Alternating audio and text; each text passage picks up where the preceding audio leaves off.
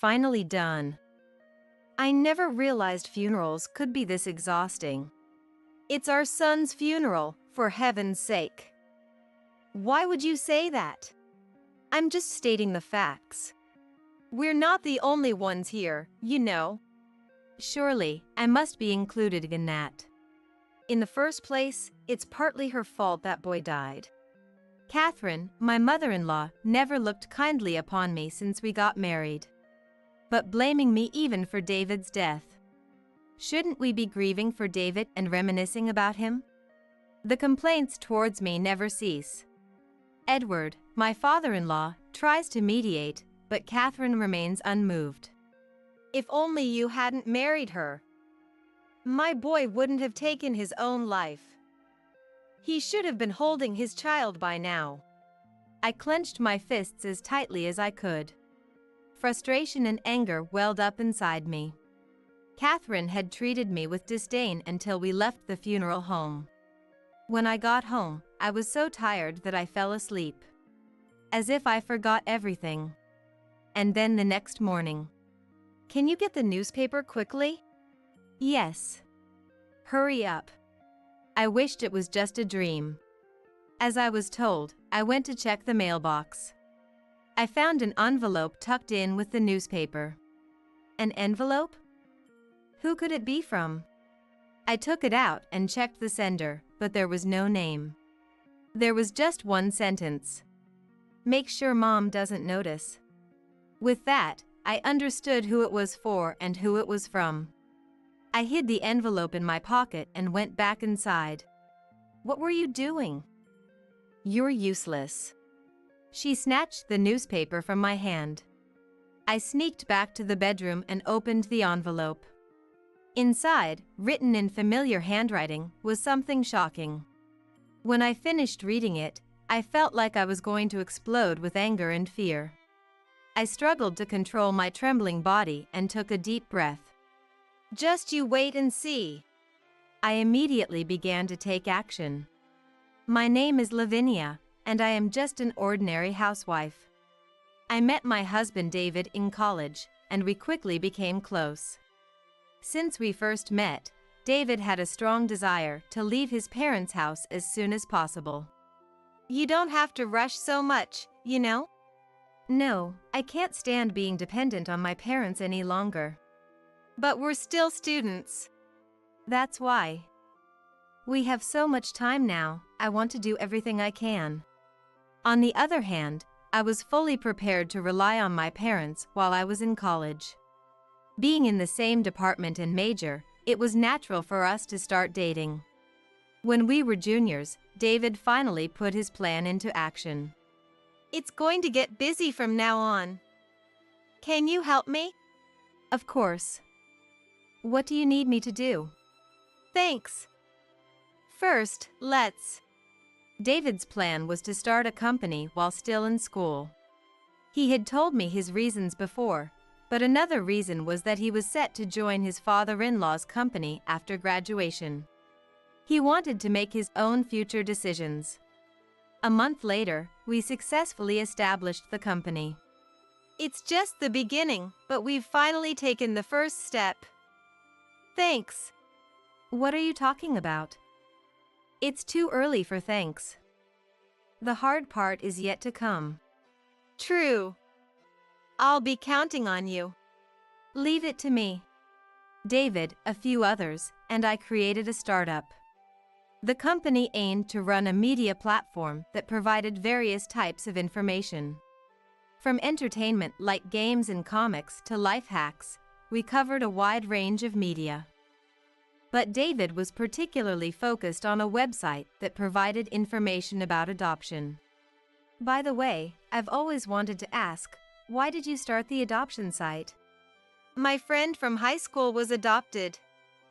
As I heard more about it, I became interested.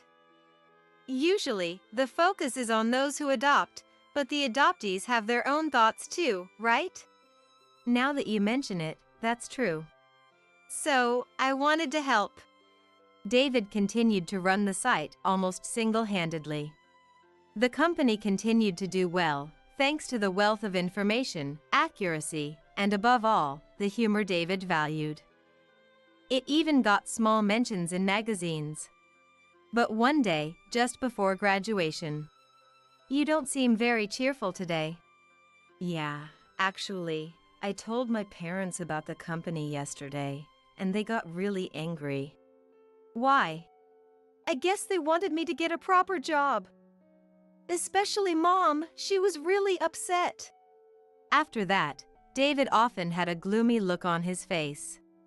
Sometimes, he couldn't sleep until morning and had to get sleeping pills from the doctor. Seeing David like this, I decided I would support him for the rest of my life.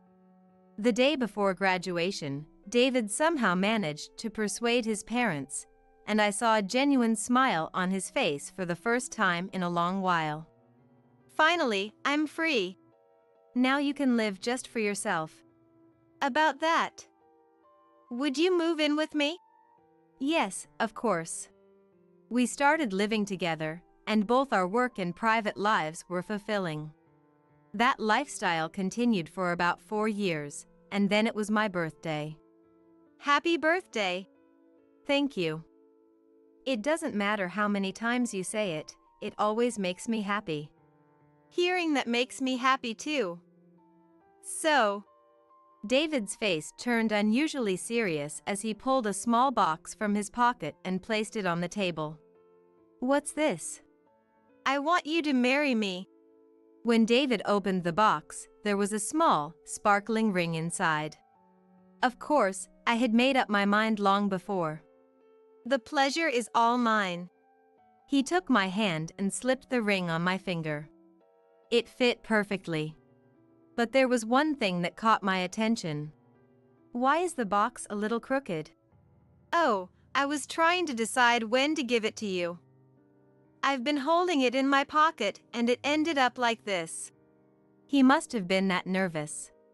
Hearing that made me love David even more. The only problem was introducing him to my parents. "Are you okay?" "I'm fine."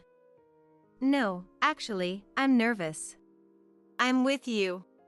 "Yeah." We introduced David to my parents first, and they accepted him without any issues. And today, we were going to meet his parents. Since leaving the house, David had been a bit unsettled. "What are you doing back here?" "This is my home, isn't it?" "Fine, coming quickly." Seeing their interaction, I started to worry if everything would be all right. When we were shown into the living room, Edward and an unfamiliar girl were sitting on the sofa. "Welcome back, David. Have a seat." Catherine served coffee, but there wasn't any for me. Maybe I wasn't welcome. "To get straight to the point, I want to marry Lavinia." "I see. You're at that age now." "Marriage? I won't allow it." "Why not?" "Marrying a woman you don't know." "Calm down." "But..." David has made his decision. It's not for us to interfere." Finally, with Edward's persuasion, we were allowed to marry. Then, the girl sitting next to Edward spoke up. "Congratulations on your marriage, bro." "Thanks, Wilhelmina." "Lavinia, nice to meet you." "Nice to meet you too."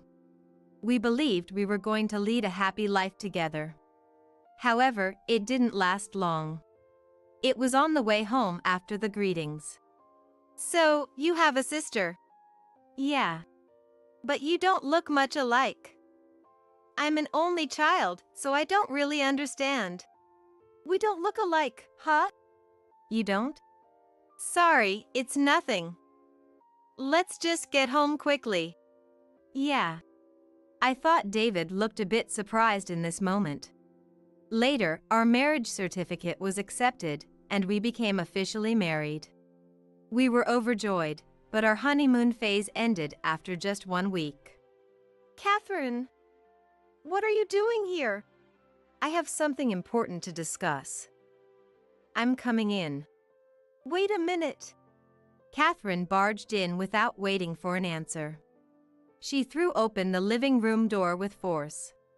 "Why are you here? Isn't that a bit rude? So, what's the matter? Well, after you visited, Dad's health took a turn for the worse. Dad? Yes. Catherine said Edward had been having health issues for a while. Judging by David's expression, he hadn't known about this. Then Catherine dropped a bombshell.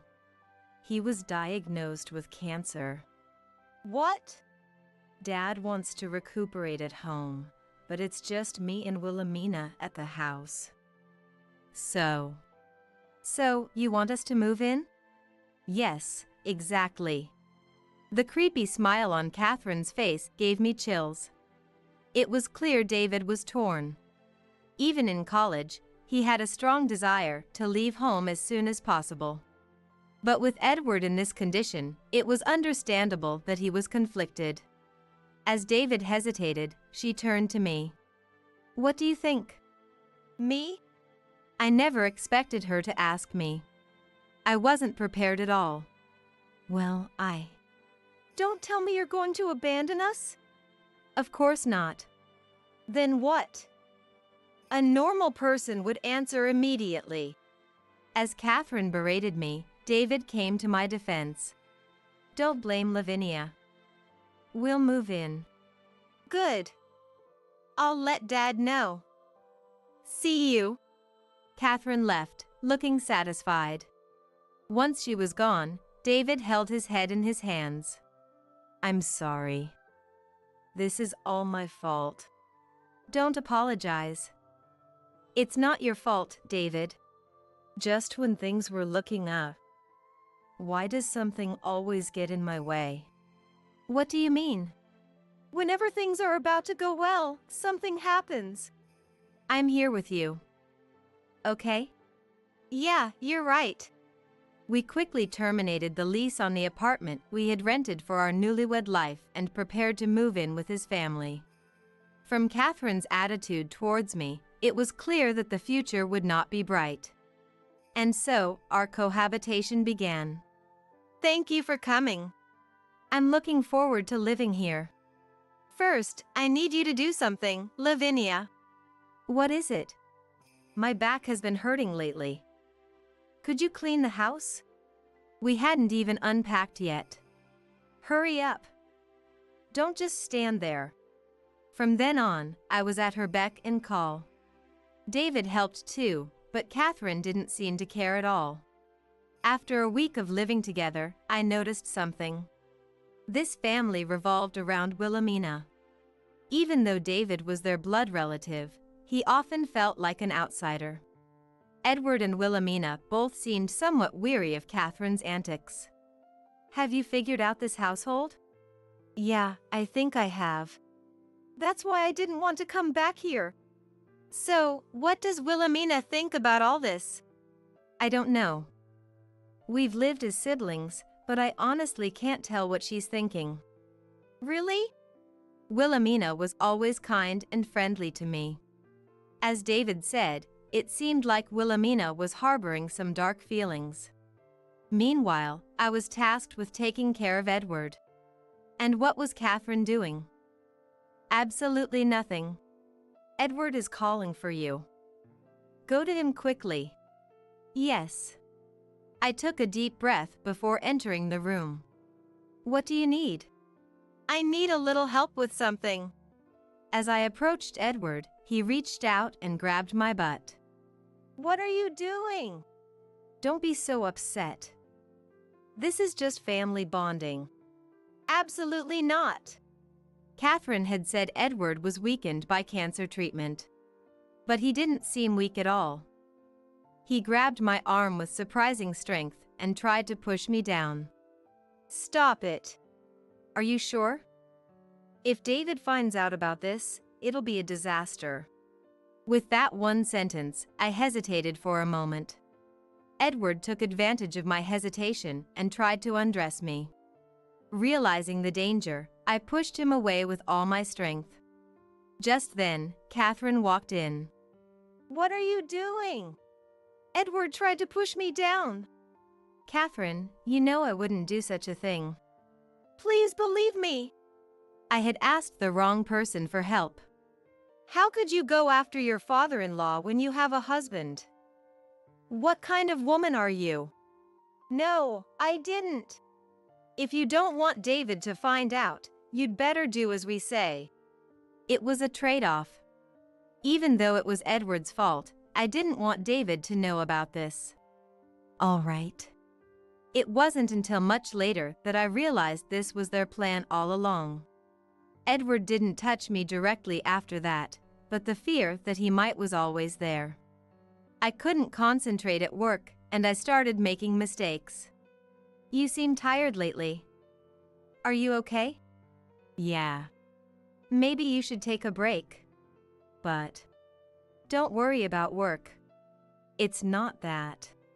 Is it Mom and Dad? I'll handle them. At David's suggestion, I left my job and became a housewife.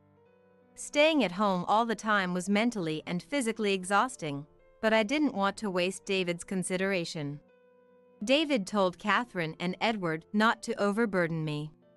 Things got a little better, but the harassment didn't stop completely. If you're staying home, you should be more useful. More useful? Just follow my instructions. Catherine handed me a piece of paper. It was a list of things she wanted me to buy. Today? Of course. Hurry up if you don't want David to find out. I had no choice. The list included items from the local supermarket as well as a specific cake Catherine loved, which required a train ride to get. Oh, and you'll be paying for it yourself, of course. It was already past 12 p.m., and I had to hurry to be back before David returned home. All I could think about was not causing trouble. I didn't get back until 7 p.m. I bought everything. Why did it take so long? Even a child could do this faster. Just get out of my sight. I went to my room and lied on the bed. I wondered what I was doing with my life. As I stared at the ceiling, there was a knock on the door. I sat up and answered. The door opened slowly, and Wilhelmina stood there. Wilhelmina, what's wrong? I'm sorry. What? I should have been more careful. What are you talking about? About Dad and Mom. My heart nearly stopped. Oh, you don't have to hide it. You knew? I overheard them talking. I see. I'll protect you, Lavinia. I can't let you do that, Wilhelmina. Leave it to me. I've got a plan. But David... I was determined to keep this from David at all costs. Don't worry about that. With Wilhelmina aware of the situation, I felt less alone. I had been feeling isolated, but not anymore. Then Wilhelmina said something surprising when we were all together. I'm going to work at Bro's company. What? You go to a good university. You could get a better job. I've made my decision. Wilhelmina was set to graduate next year. She was so talented that she could easily get a job anywhere, just as Catherine said. Why David's company? At least go to Dad's company. Mom, it's decided. Wilhelmina wants this. But... Edward whispered something to Catherine. All right, maybe that's a good idea. She changed her mind suddenly. I wondered what Edward had said. And David, take care of Wilhelmina. Of course. What kind of answer is that? Seriously. After graduating from college, Wilhelmina joined David's company. Being naturally intelligent and talented, Wilhelmina quickly took on various responsibilities. Around this time, Edward started being unusually kind to me. Given what had happened before, it filled me with fear again. However, something surprising happened. Lavinia, I'm truly sorry for what I did. An apology now doesn't change anything. I know, but I'll talk to Mom and make sure it doesn't happen again. I'm really sorry. I couldn't believe what was happening in front of me. Edward even made a deep apology. I mean it. Please stop. I still don't trust you. I'll need some time to see if things really change. All right, I understand. Despite being so capable, Wilhelmina could have easily gotten a better job, just as Catherine said. But this peace was just the calm before the storm. Though the harassment stopped, David's behavior started to change. You're working too much lately. It's a crucial time right now. Maybe, but this is too much. I have to do everything I can now. Even so. David wouldn't stop. Wilhelmina and I talked about this strange situation. What is David trying to achieve? I know he's focused on work, but...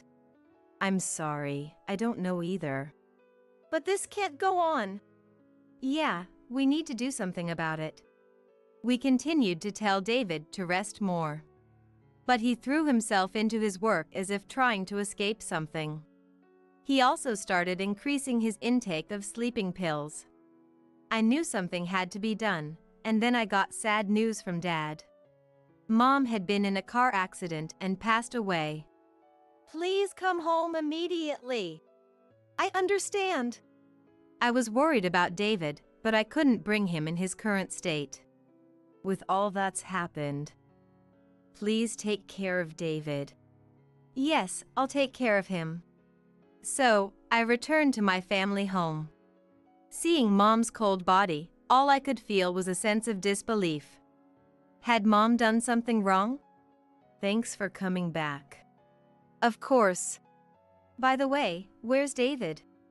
David is. I explained David's situation to Dad. I see. I can't believe David. I'm worried about him, but we need to properly send off Mom first. You're right. We quickly prepared for Mom's funeral. At times like these, people usually cry, but I couldn't shed a tear. When the funeral began, I felt more empty than sad. I couldn't accept the reality that Mom was gone. Before I knew it, the funeral was over. Are you all right? Yeah, but I still can't believe Mom is gone. Me neither. The house feels empty without her constant energy. That's because you were always getting into trouble, and she was scolding you. Was I? Yes, you were. That night, Dad and I reminisced about Mom until late. We must have fallen asleep on the sofa because the morning light was already coming in. Did you sleep well? Yes. Lavinia, you should go back now. What? David is waiting for you. You should go to him. But... It's okay. Mom would want you to. All right, I'll go. As I stood up to prepare, my smartphone rang. Who's calling this early? It was Wilhelmina. Hello? Wilhelmina, is something wrong? It's Bro. What happened to David? He didn't wake up, so I went to his room. I left the house immediately and headed to the hospital. Lavinia. Wilhelmina ran towards me as soon as she saw me. Wilhelmina. She was crying heavily. Where's David? She pointed to where my in-laws were standing. I helped Wilhelmina sit on a nearby sofa and slowly approached them. I opened the door slowly and saw someone lying down. There were 2 police officers in the room. Are you his wife? Yes. What happened to David? There is a possibility of suicide. Suicide? That can't be. I walked on trembling legs. There lay David, looking as if he were merely sleeping. Reality suddenly hit me, and I collapsed like a puppet with its strings cut. Wilhelmina came over, lifted me up, and led me out of the room. Why would David? I don't know. I can't understand it either. According to Wilhelmina, when David didn't get up at his usual time, she went to check on him and found him lying in bed, already gone. They called an ambulance, but it was too late. The police were called, and they suspected suicide. They found a lot of empty sleeping pill containers in the trash can. The family was questioned by the police, but they hadn't seen David since he went into his room. This can't be. Sure, he was struggling, but he wouldn't leave us like this. I know, right? I think the same. The autopsy confirmed that David had taken a large amount of sleeping pills, leading to his death. The pills were properly prescribed, and David had been seeing a doctor. Still grieving Mom's death, I now had to attend David's funeral. Just like with Mom, I couldn't cry. This time, though, the reason was different. I desperately wanted to know why this had happened. After the funeral, while resting in the lounge. Finally, it's over. Funerals are so exhausting. It's our son's funeral. How can you say that? I'm just stating a fact. We're not the only ones here. She probably meant me too. Anyway, it's partly this woman's fault that he died. How could it be my fault? I thought she had calmed down lately, but her core real attitude hadn't changed. Shouldn't she be mourning David's death and reflecting on his life? Yet, she kept criticizing me. Edward tried to calm her down, but it didn't work. If he hadn't married you, he wouldn't have done this. We could have had grandchildren by now. Wilhelmina, returning from the restroom, jumped into the fray. That's impossible. Wilhelmina, do you have complaints about me too? Complaints? Of course I do. Do you know how badly you treated Bro? What are you saying, Wilhelmina? It's not Lavinia's fault. Bro died because of you too. Wilhelmina stormed out. What are you doing? Go after her. You're useless even now. I clenched my fists as tightly as I could. Frustration and anger welled up inside me. Catherine continued to look down on me until we left the funeral home. Ignoring her, I chased after Wilhelmina and found her sitting on a bench in a nearby park. There you are, Wilhelmina. Let's go home and figure out what happened to David together. Okay. When we got home, I was so exhausted that I fell asleep immediately. As if I forget everything. And then the next morning. Can you get the newspaper quickly? Even though the funeral had just ended, there was no sign of grief. It felt like a normal morning. Yes. Hurry up. I could have refused, but my body moved out of habit. I wished it was just a dream. As instructed, I went to check the mailbox. I found an envelope tucked in with the newspaper. An envelope? Who could it be from? I took it out and checked the sender, but there was no name. There was just one sentence. Make sure Mom doesn't notice. With that, I understood who it was for and who it was from. I hid the envelope in my pocket and went back inside. What were you doing? You're useless. She snatched the newspaper from my hand. I sneaked back to the bedroom and opened the envelope. Inside, written in familiar handwriting, was something shocking. When I finished reading it, I felt like I was going to explode with anger and fear. I struggled to control my trembling body and took a deep breath. Just you wait and see. I immediately began to take action. I went straight to Wilhelmina's room. Lavinia, please come in. She had dark circles under her eyes. And swollen lids, likely from crying all night. Sorry to bother you, but I need you to see something. I showed her the letter from David. Maybe he anticipated this outcome. So he planned to die from the start? The letter began. By the time you read this, Lavinia, I might not be alive. I wanted to stay with you forever, but I couldn't bear it anymore. The letter contained even more shocking revelations. Apparently, Edward's company was struggling financially. He had suggested handing the company over to Wilhelmina.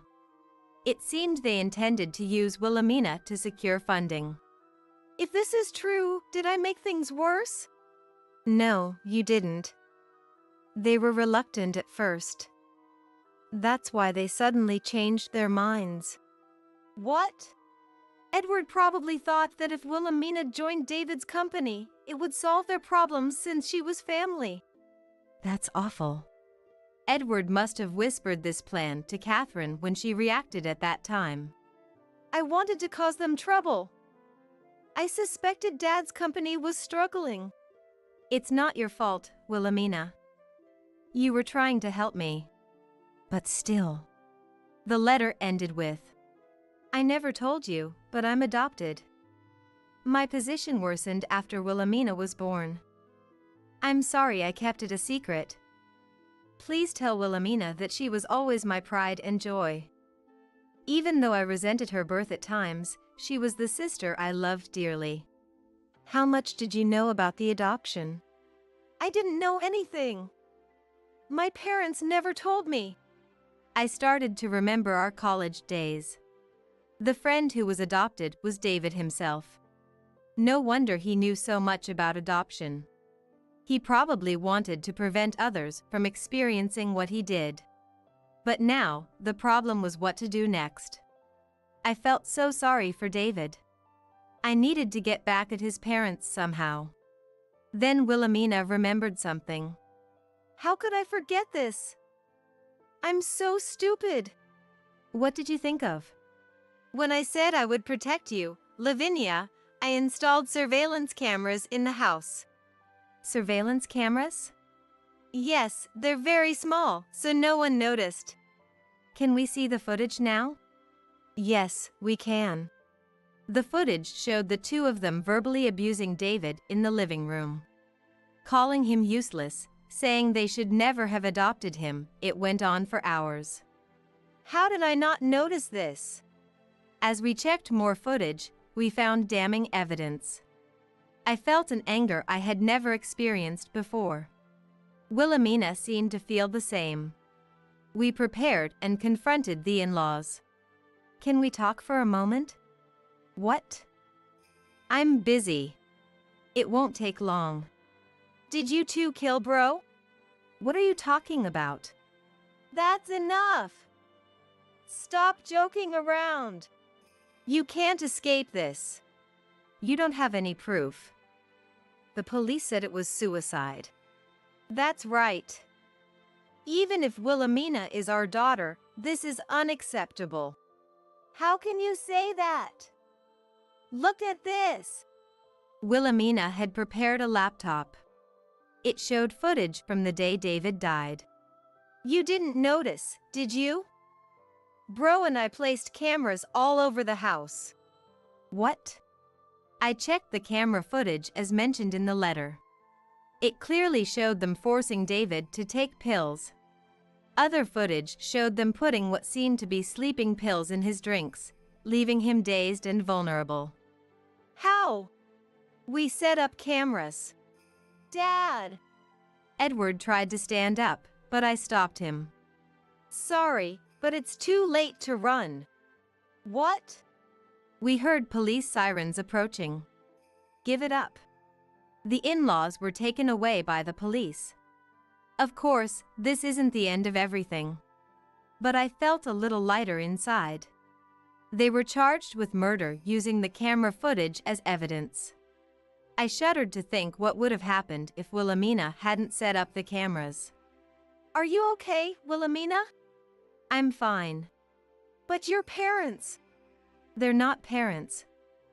They're just criminals. As a result, Edward's company went bankrupt. It was already in a state where it could have collapsed at any moment, so it was just a matter of time. Both were found guilty and are now behind bars. I decided to visit them to see their faces.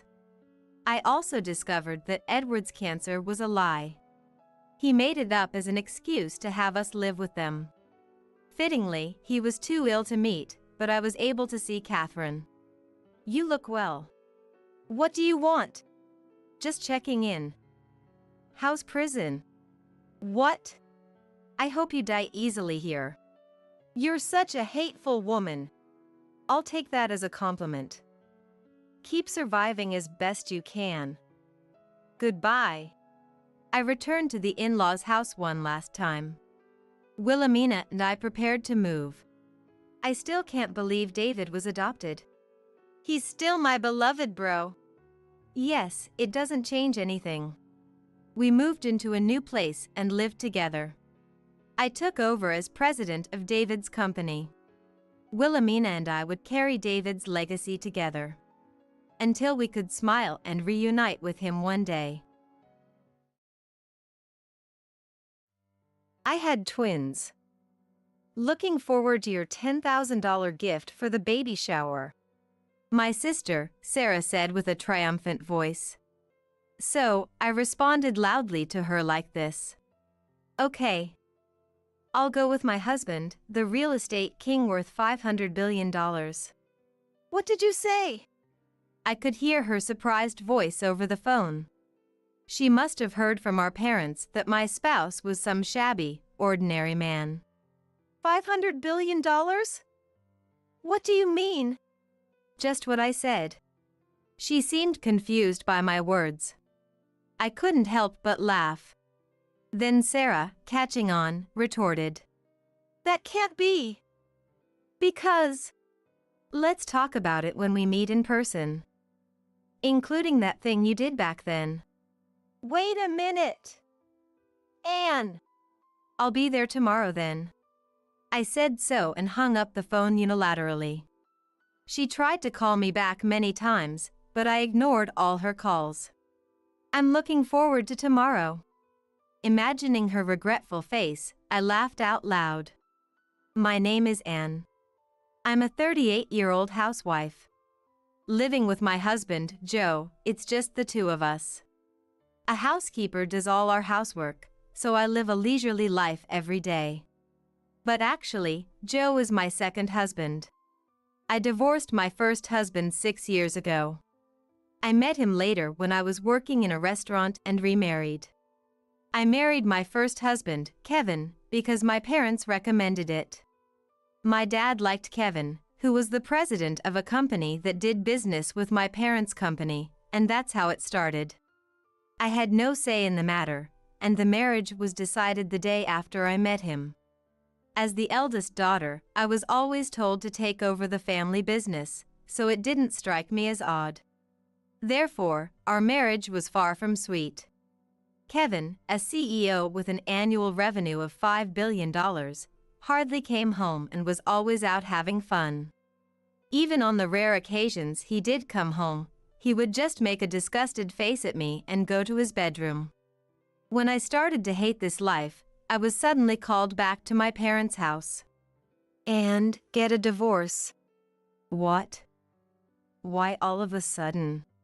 I was confused by my mother's sudden words. Kevin's company was thriving. There was no benefit to divorcing now. Hoping that my situation had moved them, I was next confronted with a shocking scene.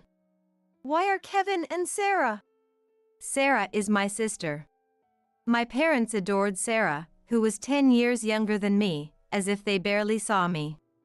And there she was, walking into the room arm in arm with Kevin. Anne. I've taken a liking to Kevin. So give him to me. Give him to you? Kevin is not a toy. But Kevin likes me better. Right? Sarah said, leaning into Kevin. Then Kevin looked at me with a sleazy smile. The moment I saw those eyes, I had a bad feeling. Younger women are better than middle-aged ones, and Sarah is prettier. I think she's better suited to be a CEO's wife. How could you? Mom. Being discarded for being older and not as pretty as Sarah, I sought help from my mother. I was raised strictly as the eldest daughter, but I believed my mother loved me. That's what I thought. That's why I told you to get a divorce. If Sarah wants him, you must give him to her. You're the older sister, aren't you? How could? I was speechless. I knew my mother had a soft spot for Sarah, but I thought she would be on my side at a time like this. Then my father spoke quietly. Just get the divorce already. Starting today, Sarah will be the successor of this house. Having a divorce in your history is shameful. Once divorced, get out of here immediately. Dad. With tears in my eyes, I wrote the divorce papers. Then, as my parents told me, I packed up my belongings and was quickly kicked out of the house. And you'll be in trouble now, won't you? Here's something in place of compensation. Sarah is so kind. Be thankful to her. They mockingly threw a bundle of money at me. Holding that bundle of cash, I was at a loss for what to do next. What should I do now? Being a full-time housewife, I had no means to earn a living. After all, I had been trained for marriage, never even had a part-time job. For now, I decided to go to a hotel and think about what to do next. I moved to the neighboring town and went to a real estate agent. Because I had some savings originally, I could easily rent a place for one person, so I absolutely didn't want to use the compensation money thrown at me. With the thought of someday getting my revenge, I started taking action.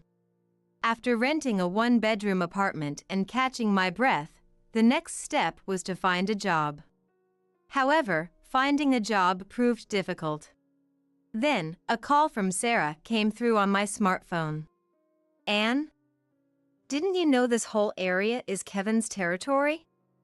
You won't get hired anywhere you apply. How could this be? I was at a loss. Ultimately, just as Sarah said, I couldn't find a job. Without the ability to work, my savings would eventually run out. I decided to live in a town far away. The place I moved to was a peaceful town with the scent of the sea breeze. It was a nice place. I got a job at a local restaurant and started working there, including lodging. Hey, give me some liquor. Right away. I want some chicken over here. Understood. While I was new to serving food, the customers were all kind to me. Anne's smile makes me feel like I can keep going tomorrow. Aren't you going to marry again, Anne? Marriage again. What a waste. Being still young, many suggested I remarry, and each time I would avoid the topic. I didn't want to end up with someone like Kevin if I remarried. And could I get a beer?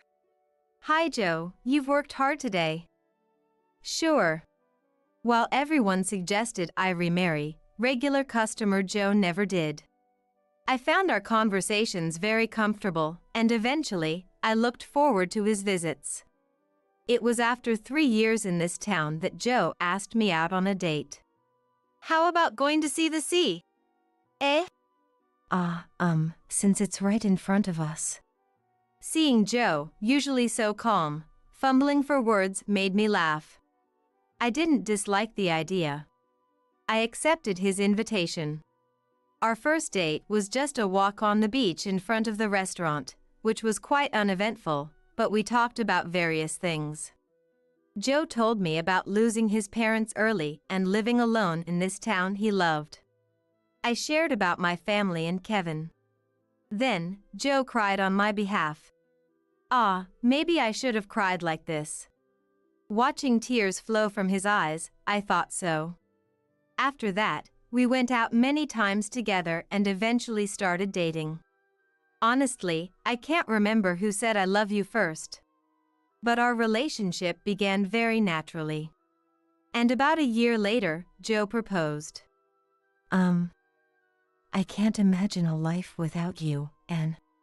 Is that a proposal? That's the idea. I laughed at Joe's lack of confidence and accepted his proposal. Then we got married. I had no intention of informing my parents or Sarah, but Joe suggested we at least let my parents know, so I contacted them for the first time in 4 years and decided to return to my childhood home. Oh, you're still alive. Remarriage? Go ahead, but we won't provide any support. If you're going to remarry such a poor-looking man, don't ever come back to this house again. My face turned red with anger as they said this in front of Joe. Indeed, Joe isn't into luxury. Even so, he was wearing a high-brand suit today. Despite that, I no longer wanted any relationship with such parents. I was about to speak out in anger when. Then, I will marry Anne. We won't contact you in the future, nor will we ask for any support. Joe. My parents were surprised by Joe's straightforward attitude, but soon started to express their indignation. Joe, with a smile, brushed off my parents and took my hand, leading me out of the house. I didn't expect them to be that harsh. I'm sorry for making you feel uncomfortable. It's okay, don't worry about it. I feel a bit relieved now, I said, smiling at him. Joe relaxed, seeing my expression. And then, we returned to our new home. After a while, the number of calls from unknown numbers increased. I ignored all these calls and consulted with Joe. Let's ignore it. But it's creepy, so let's change it tomorrow. Thank you, that sounds good. I was very grateful to Joe for his prompt response. The next morning, Joe quickly made time for us to go change our phone number. Then, the calls from unknown numbers stopped. I felt relieved. However, after a while, calls from unknown numbers started coming in again. Hello. Even when I answered, the caller would hang up without saying anything. It made me feel very uncomfortable, so I consulted with Joe again. Then Joe said, "Just ignore all calls from unknown numbers." And I followed his advice, ignoring all the calls. Eventually, the calls stopped, and I soon forgot about them. Then one day, I received a call from my childhood home. I had forgotten to delete it from my phone book after cutting ties, so I answered the call. But it wasn't my mother on the other end, it was Sarah. Hello? Anne? Are you doing well? Sarah. Don't sound so scared. It's not unreasonable for my voice to betray my feelings, considering she's the last person I want to talk to. For the time being, I decided to confirm the first question that came to mind. How do you know my number? I found out easily. You know, I have money. Her way of speaking confirmed to me that she hadn't changed at all. I thought about hanging up quickly. But before I could, Sarah started talking cheerfully. I had twins. I'm looking forward to your $10,000 gift for the baby shower, she said with a triumphant voice. I answered her loudly. Okay. I'll go with my husband, the real estate king worth $500 billion. What? I could hear her surprised voice over the phone. She must have heard from our parents that my partner was some shabby, ordinary man. $500 billion? What do you mean? Just what I said. Sarah seemed confused by my words. I couldn't help but laugh. Then she retorted. That can't be. Because. Let's talk about it when we meet in person. Including that thing you did back then.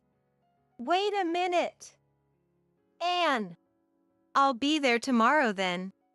I said so and hung up the phone unilaterally. She tried to call back many times, but I ignored all her calls. I'm looking forward to tomorrow. I waited for Joe to come home and explained the situation to him. Then he suggested with a laugh. I'll go in my usual outfit. I nodded in agreement. And I decided to wear my usual clothes and return to my childhood home as well. I'm home. You're back. And did you bring your husband? Eh? Sarah rushed out to greet us with a smile but was surprised by our attire. That's not surprising since the clothes we wore were bought from a no-brand, common store. Both the t-shirts and pants were around $20 each. What's with those shabby clothes? Aren't you a real estate king? I responded with a smile to Sarah's words. Then Sarah made her own interpretations and looked at me with a mocking expression. So, it was a lie after all. You can't hide it with pretense. It's not a lie, I said, pointing to the screen of my smartphone. There, Joe's name and photo were displayed. After looking at it closely, Sarah exclaimed, Wait, that major real estate group? The president of that? No way! It's not a lie. Sarah glared at me with frustration. Then she pointed at our clothes and started to insult us. Then why are you wearing such shabby clothes? I gave Sarah a patronizing look in response. We have to match the economic situation of the family home, don't we? Are you saying our house has fallen? No, I judged that this level of attire was appropriate. Joe and I usually dress formally when we go to someone's home. We have never been disrespectful enough to wear t-shirts and jeans. That's why we deliberately chose this attire this time. There are 2 reasons for this. First, as earlier, to make Sarah misunderstand and ruin her plan. Seeing her frustrated expression means this was a success. And second, I started walking towards the living room. Joe followed behind me, and Sarah chased after us.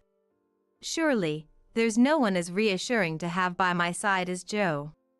I forcefully opened the living room door. Be quiet. Open it more quietly, like Sarah. What's with that cheap look? I'm really disappointed in you. As soon as the door opened and my parents said that, I couldn't help but laugh. They looked at me, still laughing, as if I were something suspicious. Sarah mentioned that Anne supposedly married a rich man, but it seems it was just in showing off. Right. With such an outfit, it's clear. We don't want you wearing such cheap clothes in our house. I retorted while still laughing at my parents' arbitrary remarks. Maybe the business is failing because you judge people by their clothes? What did you say?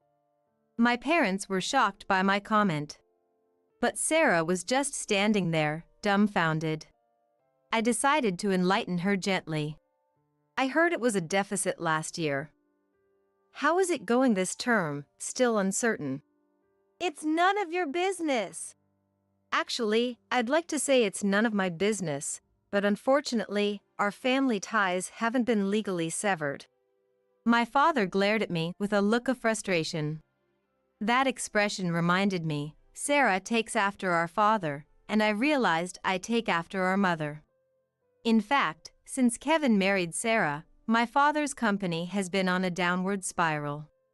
After receiving Sarah's call, I had Joe confirm it, and far from recovering, their performance has been worsening. The second reason we wore low-priced clothes was this. We wanted to let our nearly bankrupt parents underestimate us first, so when they were told about the bankruptcy, the impact would be greater. I continued talking while sighing at my glaring parents. I intend to renounce any inheritance when the time comes. You were planning on inheriting the estate? All of Mom and Dad's money is mine. Sarah, who had been silent until now, cut in. It seems she didn't understand what I was saying. I could explain it nicely, but honestly, it's tiresome. However, without explaining, the conversation wouldn't move forward. Just when I thought that, Joe succinctly explained in my place. Your parents' company is about to go bankrupt. Eh? Sarah looked at our parents with a shocked face. And they awkwardly turned away. Then, unbelievably, Sarah wrapped her arms around Joe. Then, Joe, could you cover for them? In return, you can do whatever you like with me. Just kidding. Despite Sarah's light-hearted words, a tension filled the air between me and Joe. Joe sighed deeply, forcefully removed Sarah's arms, and spoke up. Can you not do that? It's disgusting. Disgusting? Me? Yes, you're disgusting. Joe emphasized, as if to make sure his point got across. Shocked by the blunt rejection, Sarah stepped back and glared at me, teary-eyed. How dare you say something so rude? I'm prettier than that plain and over there. That's impossible. She is slimmer, her skin is clearer, and not just her features, but her heart is much purer. He said, listing my good qualities one after another. Being good at cooking, intellectual, considerate, and more honest than anyone else. Hearing this, it's as if he's describing a perfect being, which is somewhat embarrassing. I tugged lightly on Joe's sleeve twice to stop him.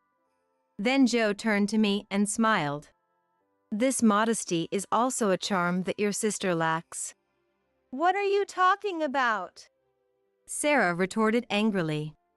Since the last time I saw her, her body had significantly enlarged. She must have gained at least 44 pounds. Her face, once praised for its beauty, was now covered in acne and blemishes, far from pretty. Presumably, pampered by our parents and affected by age, her metabolism slowed down, leading to weight gain. Typical her, I sighed internally. Yet, our parents defended her. Sarah just gained a little weight after giving birth. She'll return to her former self soon. No, this is clearly due to an unhealthy lifestyle. Stay out of it. My mother, face red with anger, yelled at me. The mother I couldn't oppose while living at home now didn't scare me at all after 6 years. To such a mother, I revealed another truth. By the way, there's a chance that the sons Sarah gave birth to aren't Kevin's, right? What? Is that true, Sarah? As I spoke, Kevin's voice came from behind. Turning around, I saw Kevin holding 2 babies. Long time no see, Kevin. What does this mean? He approached me aggressively. Joe stepped in front of me and began to explain on my behalf. I heard about Kevin from Anne. We had someone look into it before coming here. I didn't expect to find evidence in just half a day, though. Joe said, pulling out his smartphone. It showed a photo of a man and a woman holding hands, entering a hotel. Upon seeing it, Kevin exclaimed, Sarah! You're still in touch with him? Then, without being asked, Kevin began to spill details. Right after we got married, Sarah cheated on me with that man in the photo. She said it was just once, so I forgave her. Kevin said, glaring at her. Then Sarah glared back at him and retorted. You forgave me, but you, becoming a subsidiary of our family company, are too arrogant, Kevin. It was all Sarah's insistence. Sarah and Kevin were uglily blaming each other, their argument escalating. It seems Kevin's company became a subsidiary of Sarah's father's company soon after their marriage, leading to a rapid decline in its performance. I wish I hadn't divorced Anne. Kevin, what are you saying? There's no way you'd prefer and over me. Sarah screamed hysterically, to which Kevin raised his voice as well. I guess so. And didn't cheat on me, and I was free to do as I pleased. If there were kids with Anne, she would take care of them, so I wouldn't have to. Kevin realized something mid-sentence, his expression changing. I had a bad feeling about it. That's it. And let's remarry.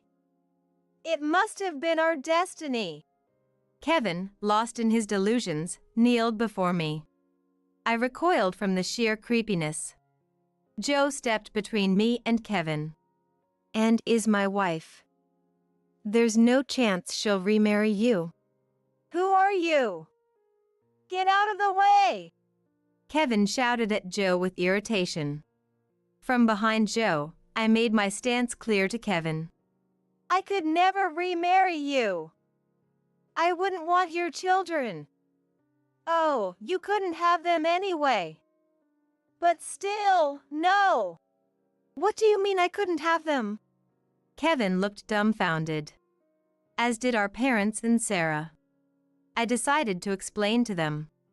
When I was still married to Kevin, we went to a gynecologist. Remember? I had tests done. Right, you dragged me to the gynecologist once. But it was your fault, wasn't it? Kevin kept insisting his health was fine, clearly wanting to believe I was the problem. I confronted Kevin with the truth after 6 years. The one who can't have children is you, Kevin. Lies, lies. Then whose are these kids? Unfortunately, they're not yours. Kevin slumped upon hearing this. The housekeeper hurried to take the babies from Kevin's hands, with a stunned Sarah in the background. So, Sarah, it seems they aren't Kevin's children. Sarah, why didn't you tell me about such a defect? If you had told me properly, by now. Sarah started to shift the blame masterfully. I listened dispassionately until she ran out of steam. Then laughed and said, "Isn't it your own fault?" What did you say? Then give me Joe. He already said no. Then give me money. Families should help each other out. You say that. Her words irritated me. There was never any familial support for me. In times of hardship, instead of solidarity, I was met with cold indifference. Unfortunately, I'm not part of your family. I am, right? Anne, don't be so grumpy. Sarah's words were irritating, but taking them seriously was pointless. I took a deep breath. Before I could retort, my mother spoke up. And I'm sorry for everything. But we're really struggling. If you really have money, could you help us? That's right. As Sarah said, families help each other. Can't you forgive what happened before? What on earth are these people saying? Their words left me utterly baffled. There was no point in hoping for their remorse. I discarded the slight affection I had left for this family and looked at them coldly. Noticing my gaze, they momentarily trembled but soon plastered on insincere smiles. We apologize for everything. Yes, yes. We've said this much, so you should compromise a bit. Their unrepentant attitude made me sigh. Then, with a smile just around my lips, I asked my mother. Why do I have to do so much for a half-sister and biological parents who bullied me? A half-sister? What are you talking about? Sarah is my child. Even with such a clueless response from my father, it seemed my mother understood what that implied. Her face turned pale. What are you talking about, Anne? It's fine if you want to play dumb. I once saw Mom cheating. In fact, when I was still living at home, I caught my mother bringing a man into the house. It happened shortly after we got married. Kevin and I were away on business, and Sarah was on a trip with her friends. It was just my mother and me at home. When I returned from an errand my mother had asked me to run, I found unfamiliar men's shoes. At first, I thought we had a visitor and went to the living room, but no one was there. Curious, I then heard voices from the bedroom. I wanted to block my ears. But the next words I heard shocked me. My husband doesn't know that Sarah is your child. Sarah isn't our dad's child. I covered my mouth with both hands to prevent myself from screaming out loud. I wanted to hear more, but sensing they were about to leave the bedroom, I hurried out to kill time and returned home when I thought the coast was clear. Curious about that incident, I investigated right after marrying Joe. The man turned out to be Mike, a longtime friend of my father. and the affair was still ongoing. So, because you've been cheating on the family with him, you threw me out when Sarah wanted Kevin. What do you mean? My mother, turning pale, shook her head in denial. Seeing her reaction, even my father seemed to grasp the meaning, his face reddening with anger towards my mother. I decided to give my father the name of my mother's affair partner. Mom's affair partner is Mike. Mike? You mean she had an affair with him? Yes, even now. My words left my father dumbstruck. Mike was considered a close family friend, so the betrayal must have hit him hard. Despite the situation, I felt no sympathy for my father. What? I'm not Dad's child. Sarah stood there, dumbfounded, with no one to retort. Are we done here? I've already decided to renounce any inheritance, so do as you please from now on. But in return, I won't help you. Please leave me out of any future matters. My voice shook a bit towards the end, but I managed to say everything I wanted. All right, let's go. I signaled Joe with my eyes, feeling refreshed. Just before leaving the room, I turned back and pulled an envelope from my bag.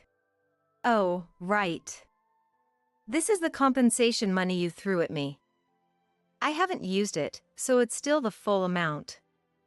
Consider this a return for your baby shower gift. It's a bit more than you asked for, I said, placing the envelope in front of Sarah. Sarah, shocked, didn't move. We left the four of them behind and exited my childhood home. Afterwards, my parents didn't divorce, but their relationship turned cold.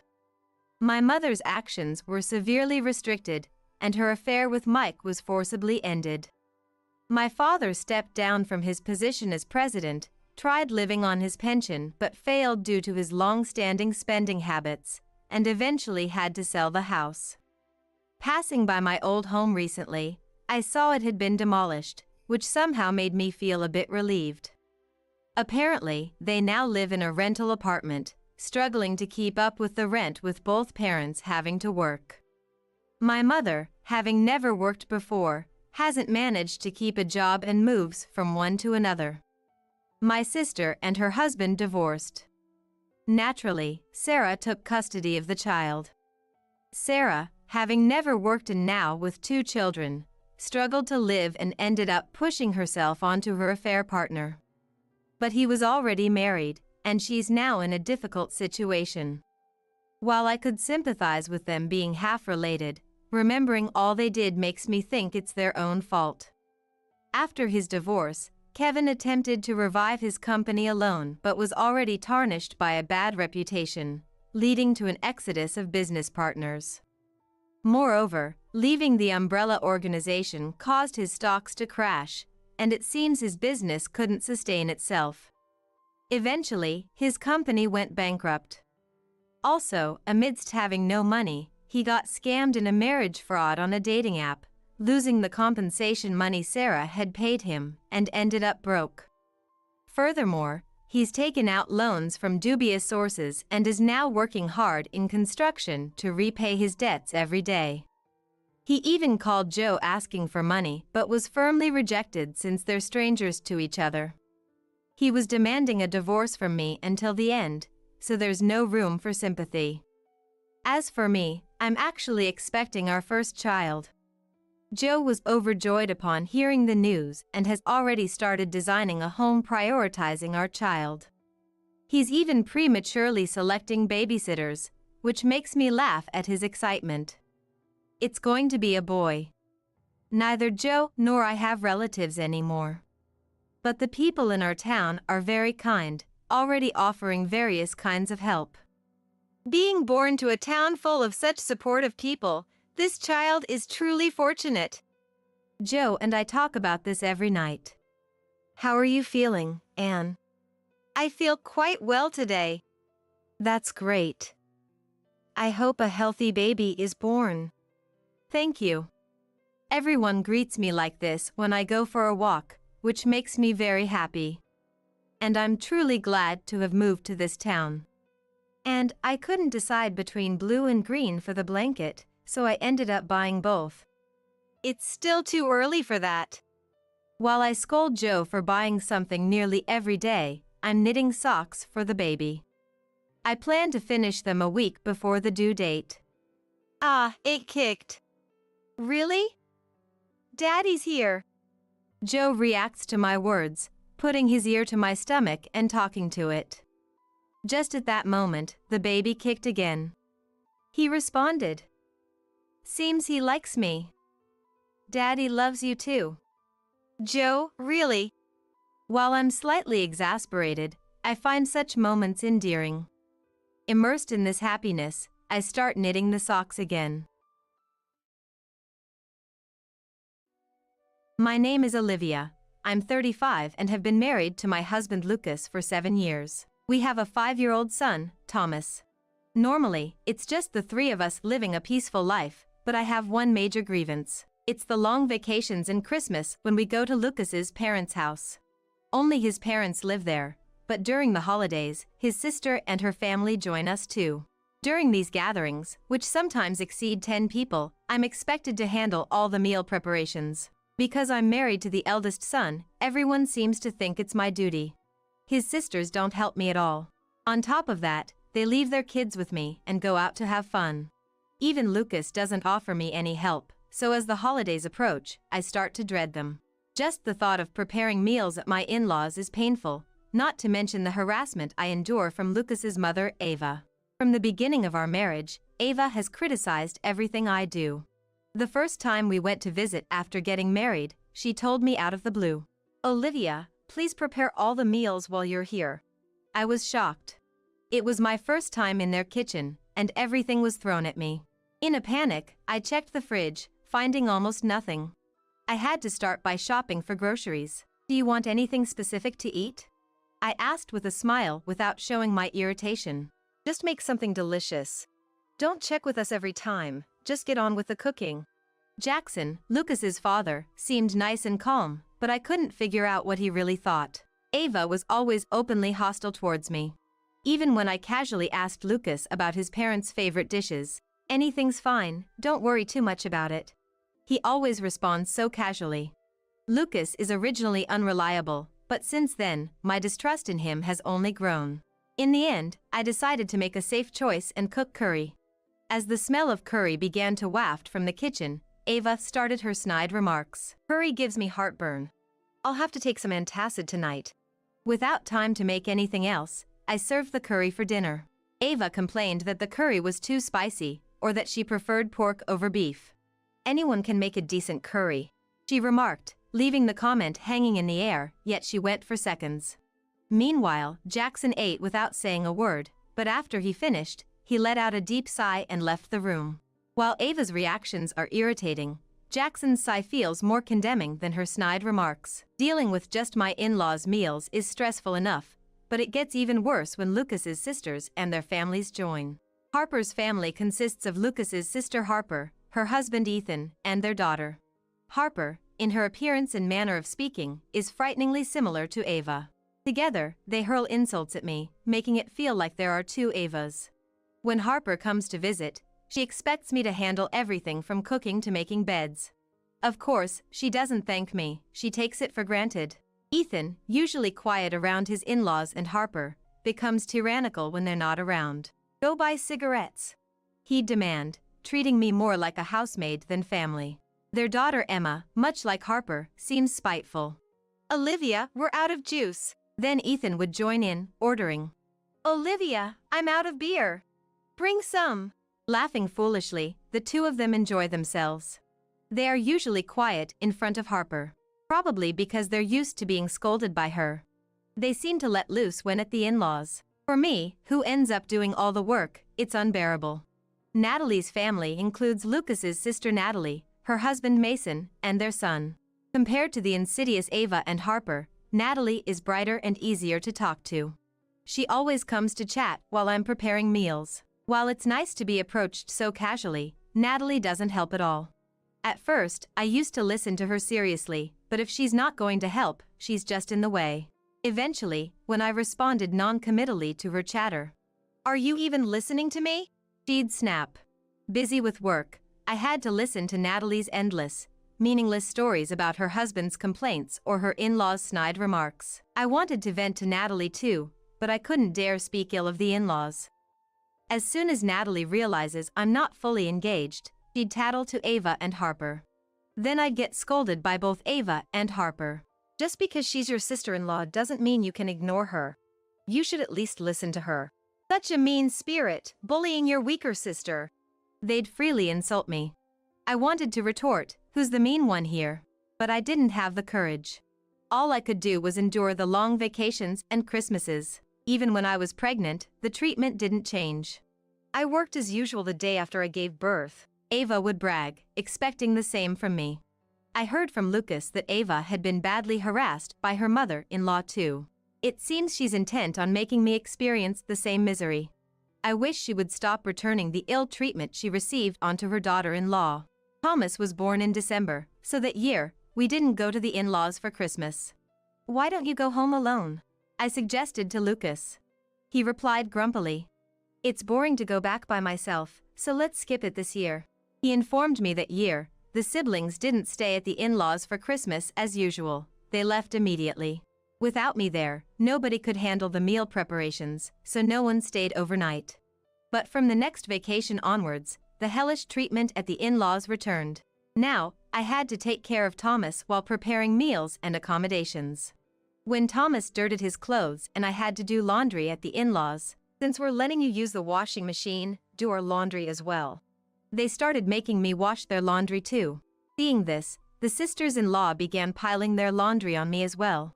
I ended up folding Ava's and her sister's laundry. Completely turned into a housemaid, they even dumped childcare on me. Looking after 1 or 2 kids is the same. Please take care of my son. They'd say before leaving the newborn with me and going out to have fun with Ava and the family. Only Jackson stayed home, pretending not to notice anything and watching TV. I was shocked when even Lucas left with Ava and the others. From that moment, my affection for Lucas began to cool off. As I was taking care of the 2 babies, one of them would inevitably start crying.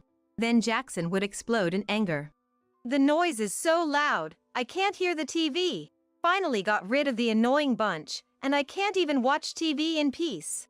Jackson, usually quiet in front of Ava and her daughters, didn't hesitate to complain to me. I hated his silent pressure on regular days, but him yelling like this was just pathetic. The men in this house only act tough when the women aren't around, then badmouth them behind their backs. Especially Mason, who is amusing to watch because of his drastic two-faced nature. In front of Ava and the sisters-in-law, he's all smiles, serving food and drinks diligently. But when the women are absent, he's swapping nasty comments about their wives with Ethan. Not caring about how it affects me, his wife, they freely talk trash. Why do we have to come here every vacation and Christmas? I feel the same. It's nothing but torture for us husbands. Moreover, just between us, my marriage isn't going too well, so next time I might not be here. They'd say, laughing uproariously. Whether they're joking or serious. They don't care that I'm listening, the conversation escalates. Honestly, my marriage isn't great either. My wife is too domineering, always looking down on me. They glanced around, and seeing it was just me, they began whispering. My wife is just like her mother. Thinking about her getting even tougher with age is dreadful. Daughters do resemble their mothers, don't they? Recently, even her face is starting to look like her mother's, and it's creepy. Both of them were rolling on the floor, laughing at their own words. I began to wonder if Lucas also talked badly about me when I wasn't around. These two, laughing at such talk, would transform into entirely different people the moment Ava or the sisters-in-law appeared. They knew that if I told Ava or the sisters-in-law about their behavior, I would be the one accused of lying. That's why they felt free to speak ill of Ava and the sisters-in-law in front of me. Year by year, the workload dumped on me during the holidays at the in-laws grew heavier. Apart from meals, overnight arrangements, childcare, and laundry, now I was even tasked with picking up and dropping off Natalie's family. During a meal right before everyone was about to leave. I'd like a beer, but I have to drive home, so maybe I should refrain. Mason mentioned. Hearing this, Ava chimed in. From next time, let's have Olivia pick you up. That way, you can drink beer without any worries. she suggested to Mason. Mason, perhaps jokingly, agreed, but Ava took it seriously. "No, you don't need to go that far," he said. But cutting off his words, Ava commanded, "From now on, you will do the pickups." No one dared to object. In the car back home, even I, usually restrained, lashed out at Lucas. "I'm already cooking, arranging accommodations, taking care of the kids, and even doing everyone's laundry. Now I have to do pickups too." Lucas, taken aback by my anger, was at a loss for words. "Is there no limit to harassing your wife? How much more do they want to exploit me?" My anger was justified. The in-laws' house was in a snowy region, making Christmas visits challenging. Natalie's house was a 2-hour drive one way, but in heavy snow, it could take nearly double that time. I knew Ava would expect me to finish cooking and then go pick up Natalie's family. Exhausted and asked to drive in such conditions was absurd. I'm not accustomed to long drives, and surely Natalie's family would be terrified too. I was furious that Lucas, knowing this, didn't stand up to Ava. "I'm cutting ties with your family. I won't see Jackson, Ava, or your sisters ever again." I didn't want to see Ava or the sisters who did as they pleased. Hoping to calm my fury, he responded with a forced smile. "Totally fine. I'll let Mom and everyone know, so don't worry." When Lucas talks smoothly like this, he's usually just trying to appease the situation. But with his agreement, I finally felt freed from the in-laws' clutches. I marvel at my own patience over the past 7 years of marriage. That Christmas, I went on a trip with Thomas and my parents. It was the first time since Thomas was born that I spent Christmas with my parents. It's rare for us to be together for Christmas. Is it okay for Lucas to go back to his parents alone? Having shared my in-laws' harsh treatment with them, my parents were surprised by the trip. "It's okay. I have Lucas's permission, so he won't complain," I assured them, though I wasn't sure if Lucas had really talked to his parents. He had reluctantly agreed to cut ties with his family after my outburst, but I doubted his parents and sisters would accept it easily.